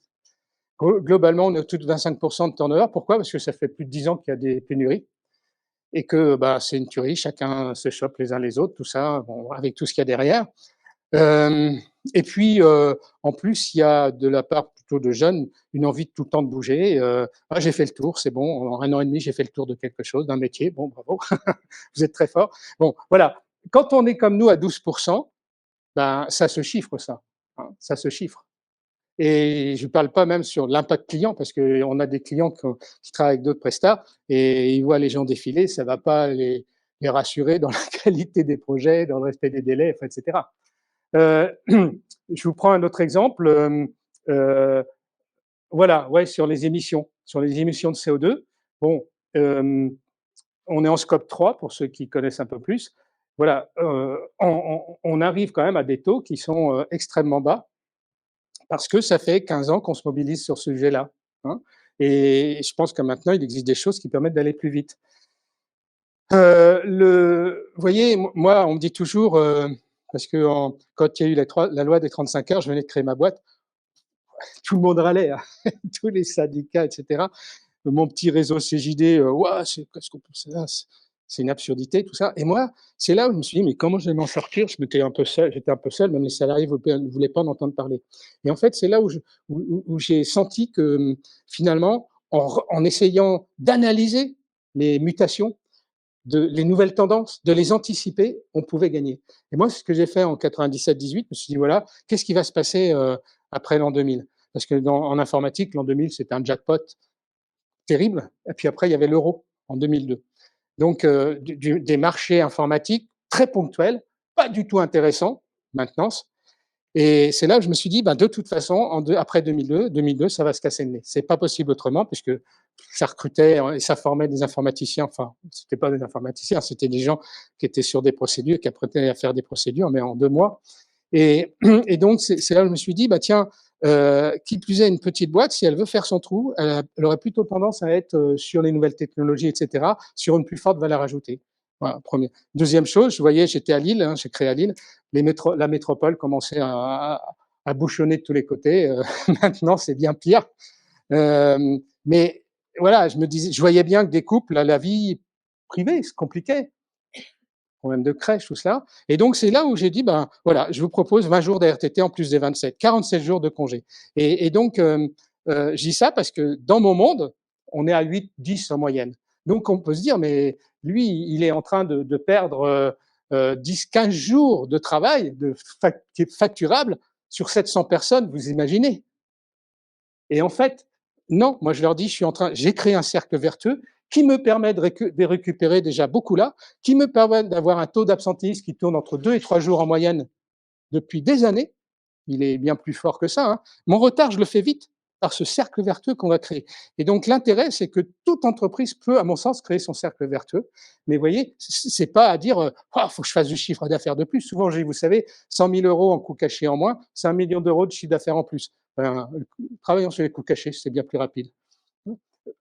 Voilà. Donc, ce modèle-là, oui, il peut vraiment être source de performance économique, d'une meilleure, et de valorisation de l'entreprise, c'est presque évident. Donc, tout le monde a y gagné.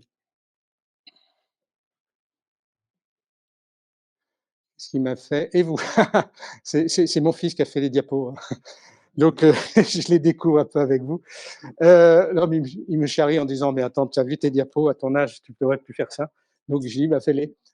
Mais tout ça pour vous dire qu'effectivement, oui, en fait, encore une fois, notre idée, j'aurais pu créer une filiale, faire plein d'argent avec ça. Notre idée, c'est de dire, nous, on veut donner ça à la société parce qu'elle en a vraiment besoin. Et donc, malgré tout, certains nous ont dit, ouais, mais nous, on voudrait être musclés un peu plus sur le modèle. Donc, on a fait une école avec au début, c'était une module 2, 3 jours. Après, on les a adaptés. Enfin, tout ça, ça se construit, ça prend de la maturité pour pouvoir former des gens d'entreprise à porter le modèle. Voilà. Et puis, on a créé un collectif, hein, des perma-entrepreneurs, des perma-leaders, pour essayer de faire prendre une mayonnaise. Parce que, vous voyez, souvent on me dit, ouais, c'est inspirant, ton truc. Je dis, non, je ne veux pas entendre ça. Moi, je dis, ouais, demain, je vais réfléchir à comment y aller, quoi. C'est ça le plus important. Hein, parce qu'encore une fois, l'entreprise est la mieux placée pour bouger les lignes. Hein, mais il faut absolument qu'elle se remette en question sur un certain nombre de choses. Et encore une fois, vous savez, pendant le Covid, parce que moi j'ai réfléchi ça 1 an avant, j'étais sur mes trucs, etc. Et puis jamais j'aurais pu imaginer que le monde s'arrête de travailler. Je ne sais pas si vous vous souvenez à Paris, moi j'ai adoré. Hein. Il n'y avait plus un bruit, je courais sur les grands boulevards, parce que j'habite vers les grands boulevards, je faisais mon footing, j'avais l'avenue à moi, je dis jamais j'aurais imaginé ça. Et je dis ça parce que finalement, le Covid m'a rendu service. C'est-à-dire qu'il a mis en exergue déjà des constats et le besoin, la nécessité de se remettre en cause. Quand je pense de la pensée unique qui a consisté à voir toutes les boîtes à les produire en Chine, c'est pas une pensée unique, ça?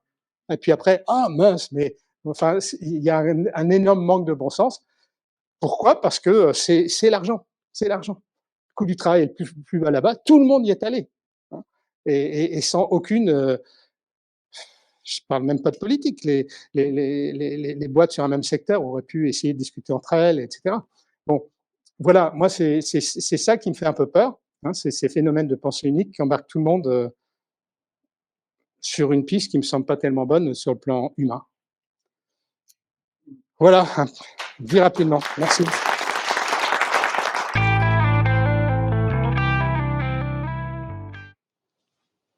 Bon. remercie à Sylvain et à Benjamin. Et on arrive au moment des questions. Tu veux remettre la connexion pour Sylvain ou des questions pour Benjamin. Qui veut commencer? 10 minutes. Le premier ou la première, c'est toujours difficile. Voilà. Merci, monsieur. Un grand salvateur, ce monsieur.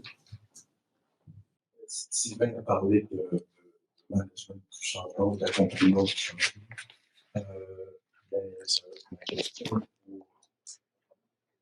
pour Benjamin, cette question d'adoption de votre vision, au contraire, de la réticence de la plupart des gens à adopter comprendre ces concepts dont vous nous avez parlé. Je les vois beaucoup sous l'angle de la résistance au changement. Exact. La résistance individuelle au changement. Une résistance pour ensuite aller vers l'exploration et l'engagement. Est-ce que c'est quelque chose que vous voyez aussi, dans le sens que c'est d'abord et avant tout quelque chose d'individuel avant d'être collectif? Et comment faire pour que ce soit un petit peu plus collectif, qu'on puisse expérimenter collectivement chacune de ces concepts que vous nous avez présentés? Je réponds maintenant. Donc, par rapport à la résistance au changement, évidemment, il y a tout l'aspect du déni. Hein. Il y a eu ce film Don't Look Up avec DiCaprio qui a bien exprimé la chose. Mais nous, on est plus sur l'enjeu de la valorisation. En fait. On pense qu'il y a un gros déficit de valorisation des solutions et que c'est plus ça le problème que le déni, parce qu'en réalité, l'humanité, on a beau dire, elle fait le boulot quand même. C'est-à-dire qu'on a avancé pas suffisamment vite, c'est là que justement il faut intervenir sur cette question de la vitesse, mais le travail il est fait, simplement il est peu valorisé, et il faut rajouter à ça évidemment toute la désinformation massive qui vient très souvent des think tanks associés à l'industrie pétrolière, et donc voilà, c'est ça l'enjeu. Si effectivement on arrive à médiatiser cette ligne écologique pour qu'elle gagne du terrain dans l'espace public, moi je ne doute pas qu'elle finira par conquérir les esprits. Évidemment, il y a une phase de crise à vivre, et moi je l'ai vécu. D'ailleurs, j'ai été collapsologue. Tout ce que je dénonce aujourd'hui, je l'ai été. Donc je suis passé par ces étapes. Simplement, j'ai vu que ces postures conduisent à une impasse. C'est-à-dire que ça ne fonctionne pas. Et ça conduit donc à un effondrement. Et moi, en tant qu'évolutionnaire, évidemment, je veux continuer l'évolution, et je pense que c'est dans le prochain stade de l'évolution que se trouvent les solutions. Donc voilà, je ne sais pas si ça répond à votre question. J'ai juste rajouté une petite chose, c'est que en fait, très souvent, notamment dans le monde de l'entreprise, on attend la dernière minute pour faire quelque chose, voire la contrainte, et donc effectivement, la conduite du changement se fait de manière précipitée, très mal. Le meilleur exemple, je vous parlais du télétravail. Moi, j'ai fait ça tranquillement en progressant chaque année. Le 16 mars, il n'y a pas eu de souci. Quand j'ai vu ce qui s'est passé dans toutes les boîtes, qui couraient après les micro-ordinateurs, tout ça, et la conduite du changement zéro, et dire après, ça marche pas. Voilà, c'est ça. Hein. C'est pour ça que c'est si important d'anticiper, parce que ça permet de se donner le temps de la conduite du changement. Puis après, il faut travailler cette culture-là dans l'entreprise. Il ne faut pas que du changement, ça soit une fois de temps en temps. Oui, peut-être un dernier élément. J'avais beaucoup travaillé sur Churchill. Ça peut vous sembler étonnant, ça n'a rien à voir avec l'écologie, mais c'est très inspirant par rapport à cette question de la résilience. Alors, si vous voulez, on peut refaire une courbe qui ne serait pas la courbe du deuil, mais qui serait la courbe de Churchill, qui nous montre comment, au cœur de l'épreuve, selon le mindset ou la mentalité, on a des réactions complètement différentes. Churchill n'est pas dans le déni, vous voyez. Pourtant il a un sursaut volontariste face au danger qui conduit à une résilience qu'il n'y aurait pas eu si on avait simplement accepté ce changement. Comme c'était le cas d'ailleurs beaucoup à l'époque en Angleterre, il y avait beaucoup de gens qui considéraient que c'était comme ça, l'Allemagne nazie avait gagné, il fallait l'accepter. Donc vous voyez, la courbe du changement, moi j'ai un rapport un peu critique, parce que les collapsologues s'en servent beaucoup pour justifier justement l'abandonnisme. Et du coup, je pense qu'il y a une erreur là qui est faite, au moins dans l'interprétation de cette courbe. Bonsoir. Juste une question pour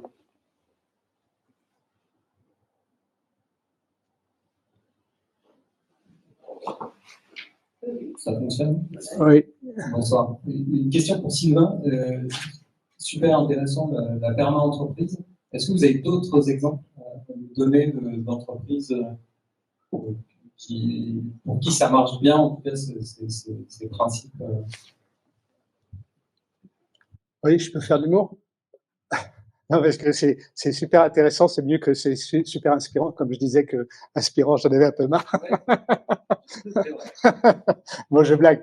En fait, dans les entreprises qui vraiment ont un projet maintenant depuis plusieurs années et qui déroulent leur modèle de développement comme ça, il n'y a pas voilà, la mienne est la plus grosse, 750 personnes. C'est donc beaucoup de PME, d'ETI. Il y en a dans le monde du BTP, il y en a dans le monde industriel. Je pense à une boîte textile qui est en train de faire un carton maintenant dans le Nord. Il y en a évidemment dans le monde du service. Pas assez, hein, très très clairement. Ce qui se passe avec les grands groupes, c'est que, bon, qui veulent bouger, elles savent pas, c'est trop gros. Alors elles me disent bon, on va y aller par petites touches. Donc c'est un peu on picore des éléments du modèle. Bon, vous imaginez bien que ça m'emballe pas complètement, mais il faut être positif, il faut être volontariste, si on reprend les mots. Et donc des exemples très concrets, c'est d'intervenir dans les cursus de formation de leurs managers ou des futurs managers pour que tout de suite ils aient cette logique d'éthique, des 3 principes éthiques, par exemple, qui est quand même assez simple à appliquer, même dans notre quotidien. Rien que se poser ces 3 questions-là quand on doit mener un projet, ça fait avancer les choses. Donc, il y a des centres de recherche. Hein.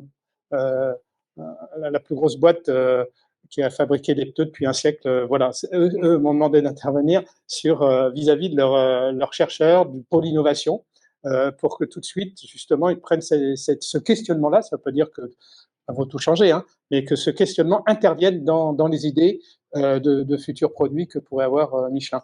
Voilà. Donc, c'est niveau. Bonsoir, merci beaucoup pour ces interventions très réjouissantes. Moi, j'avais une question et pour Benjamin et pour Sylvain. Pour Sylvain, je voulais savoir si donc, les entreprises sont aussi soumises à différents indicateurs, certifications, etc. Est-ce que, notamment au niveau des indicateurs de type corps ou autres, ou l'approche ODD des Nations Unies, est-ce qu'elles vont participer à vous inspirer d'une part, et voir comment les entreprises donc, à la fois intégrer une approche permaculture, mais également une approche liée aux indicateurs auxquels elles sont souvent contraintes.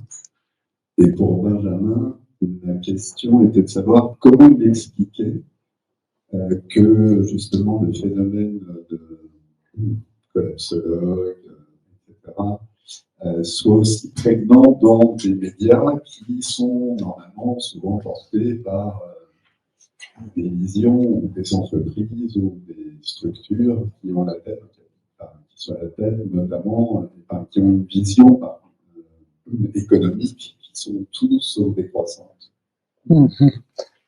Je réponds, Benjamin, Oui, après je vais devoir y aller. Merci pour la question, parce que j'aurais pu en parler.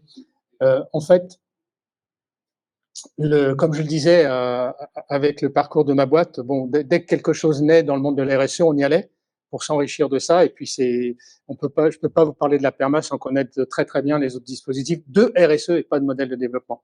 Alors aujourd'hui, avec 3-4 ans de recul, ce que je peux dire, et ce qui me semble être dit par d'autres, c'est que finalement, le modèle perma, c'est une super base pour tout. En d'autres termes, quand Bicorp est arrivé en France, on s'est dit bon, faut qu'on rentre, on doit se faire évaluer. Je vous assure, hein, on n'a rien préparé. On n'y a pas passé une minute. On a dit à l'audit, qui était une américaine, donc qui avait du mal à comprendre certaines choses, on nous a mis plein de points sur la santé. J'ai dit non, mais on mérite aucun point. C'est le système français. Bon, c'est l'anecdote. Mais voilà, on n'a rien préparé. L'entreprise à mission, bon, c'est né, etc. Là, c'est juste l'entreprise à mission, c'est même pas un référentiel. Hein. C'est une intention qu'on met dans des statuts, puis après on jongle avec ça. évidemment, dans le modèle, ben, on pioche la raison d'être, on pioche des objectifs, enfin des enjeux de court moyen terme. On a nos objectifs derrière parce que c'est dans le modèle du référentiel. Tout est clé en main pour y aller. Une boîte qui vous dirait, ben, j'ai été voir mon avocat pour être entreprise à mission, il a dit, ben, vous n'avez rien à faire, le modèle vous donne tous les ingrédients. Vis-à-vis de Bicorp, il faut s'en inspirer. Parce que dedans, il y a des indicateurs qui, voilà, qui peuvent interpeller. Moi, ce qui m'a interpellé, c'est de voir, par exemple, recruter des personnes dites des quartiers, etc. Je ne sais pas comment faire avec l'exigence en termes de compétences, je m'en sors pas. Mais voilà, je trouve que c'est intéressant de s'inspirer de certains indicateurs, non pas comme une fin en soi, mais pour peut-être enrichir la façon dont on décline la perma-entreprise. CEC, donc la Convention des entreprises pour le climat, c'est pareil, on échange beaucoup avec eux, ils se demandent même si dans la méthode qu'ils ont construit, ils vont pas mettre un module perma dedans. Donc pour moi, tout ça, c'est un ensemble avec une bonne base si on est perma. Je cherche pas à vendre, hein, je vous l'ai dit, je donne, mais c'est ce qui se vérifie aujourd'hui avec toutes les expériences. Voilà, je m'excuse, enfin non, je m'excuse pas, je vous prie de m'excuser. Il faut que j'y aille. Je veux absolument voir quelqu'un avant le 22 et c'est ce soir. Et on peut applaudir à nous. Je vous laisse. Je vous laisse.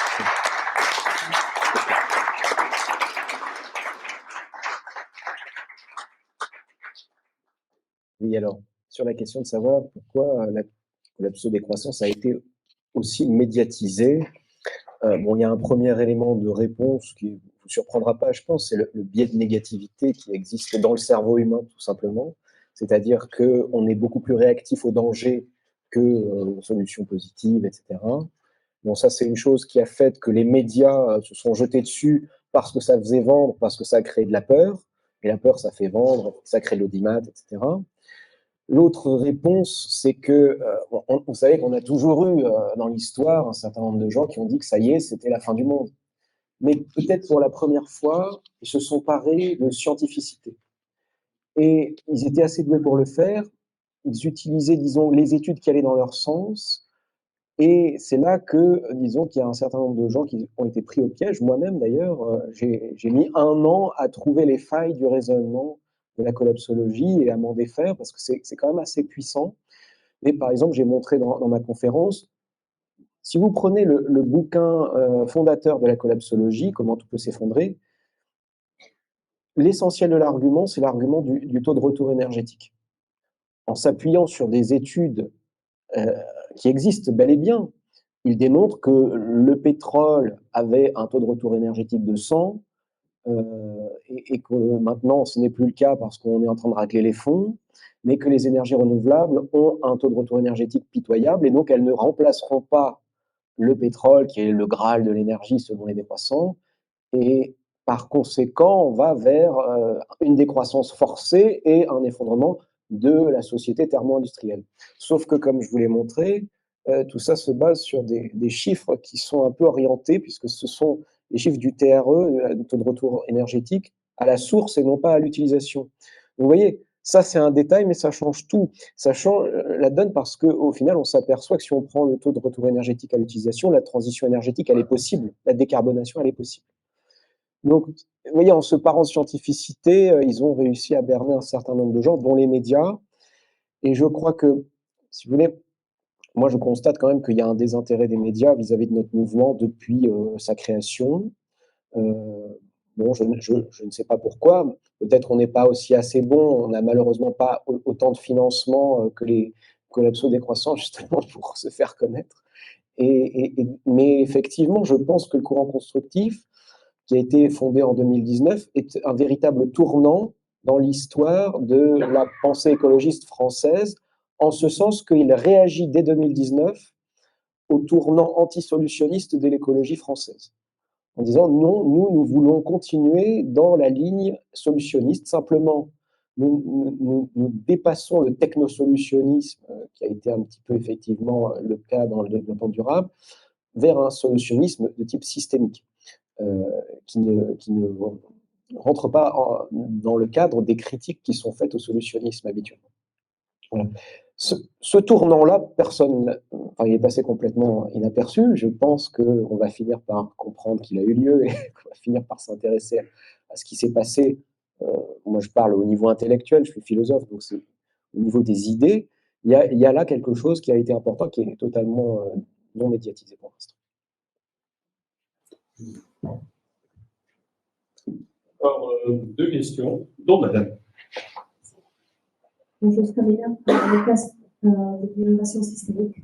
Ma question concerne effectivement le sujet collapso des réseaux qui existent. Je pense que c'est important aussi de mentionner Deep Adaptation for Project Bendel, qui a écrit un white paper il y a quelques années. Son message, c'est pas la posture collapso, mais c'est on est scientifique, on a des chiffres, mais que ce soit GIEC ou pas GIEC, que ce soit dans les corps courants, on ne va pas. Il a un niveau de auto-négation des faits. Donc, ça, c'est le message qu'il explique. Après, on peut réagir de différentes façons.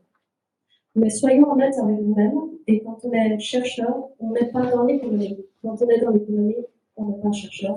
Soyons capables de dialoguer. Donc, si la collaboration a quelque chose à apporter, moi, c'est ça. Après, il a beaucoup de postures différentes. Et pour moi, la systémique, créativité, etc., c'est de faire des choses avec notre plutôt politique et plutôt politique. Donc, c'était votre réponse, madame. Non. Et quelle est la question de madame à ce sujet? Oui, ça me permet de préciser un point important, c'est que le courant constructif part du même constat que les collapsologues. On ne nie pas l'existence d'un risque d'effondrement. La différence, elle se joue dans le fait que la collapsologie, dans son attitude mentale face à ce risque d'effondrement, considère qu'il est trop tard, que c'est une fatalité, qu'on n'arrivera pas à le surmonter. Ça, c'est une attitude mentale, ce n'est pas de la science. Nous, face au même constat, parce qu'on connaît les mêmes études, on est peut-être un peu plus proche finalement de la position du GIEC. On considère que le risque d'effondrement est réel et très dangereux, c'est pour ça que j'ai parlé de cette question de la vitesse, mais par contre, on a une autre attitude mentale. Et souvent, les deux sont mélangés, vous voyez. Distinguer les faits et le rapport aux faits. J'ai une question, c'est pour ça que je me suis déplacé ici, pour être bien vu, mais pour être dans la caméra. Je remarque que ce sont des élus avec l'idée de créer des solutions ensemble durables et désirables et avec des approches complémentaires. Je me pose bien la question de savoir pourquoi, après ce que vous avez dit, sur une lance dans l'écologie positive, négative, de continuer à utiliser le mot écologie. Je me demande bien s'il ne faut pas prendre un autre mot qui mettrait plus en valeur, non pas une position comme on vient de voir. Et nous avons ici un exemple typique. Ce soir, nous avons Sylvain qui a parlé de l'entreprise dans le champ. Donc je me dis, il faudrait peut-être enlever ce mot, si on veut sortir un nouveau, d'autant plus que ce mot est rattaché à des partis politiques qui peuvent ne pas tout à fait faire fuir alors qu'il y a du mot dedans.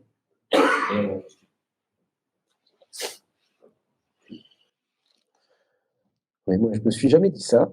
Le mot écologie ne me dérange pas. Par contre, il est sectoriel. Quand bien même la problématique écologique est immense, ça reste un des secteurs de la crise systémique du monde moderne. Il y en a bien d'autres. Et donc, dans notre concept de transition systémique, évidemment, là, ce soir, j'ai fait une conférence axée sur la question de l'écologie, mais nous, on parle de transition systémique pour répondre aussi à la question de la crise du travail en lien avec les progrès de l'automatisation, la montée des inégalités, etc.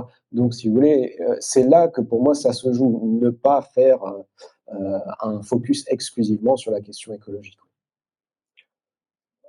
Après, sur la question des mots, moi, je crois beaucoup qu'on a une conception trop spatiale de ce qu'est la nature, et par conséquent une conception trop spatiale de ce que doit être l'écologie.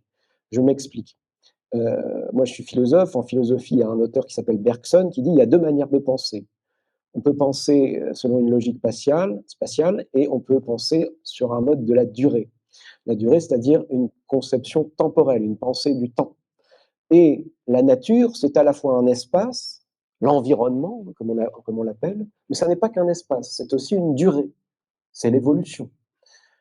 Et trop souvent, la pensée écologiste pêche parce que sa conception de la nature est exclusivement spatiale.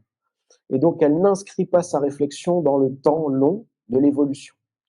Or, précisément, on ne comprend rien à cette crise écologique lorsqu'on la décorrèle de la question du temps, puisque c'est une crise qui résulte d'un niveau d'évolution de l'humanité qui s'appelle la modernité, qui a inventé cette rationalité instrumentale qui nous a donné ces moyens de détruire la nature.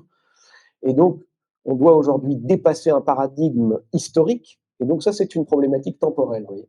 Voilà. Donc arrêtez peut-être de toujours penser l'écologie en termes d'espace, de géographie, etc., et de ressources, mais aussi la penser en termes d'histoire et d'évolution.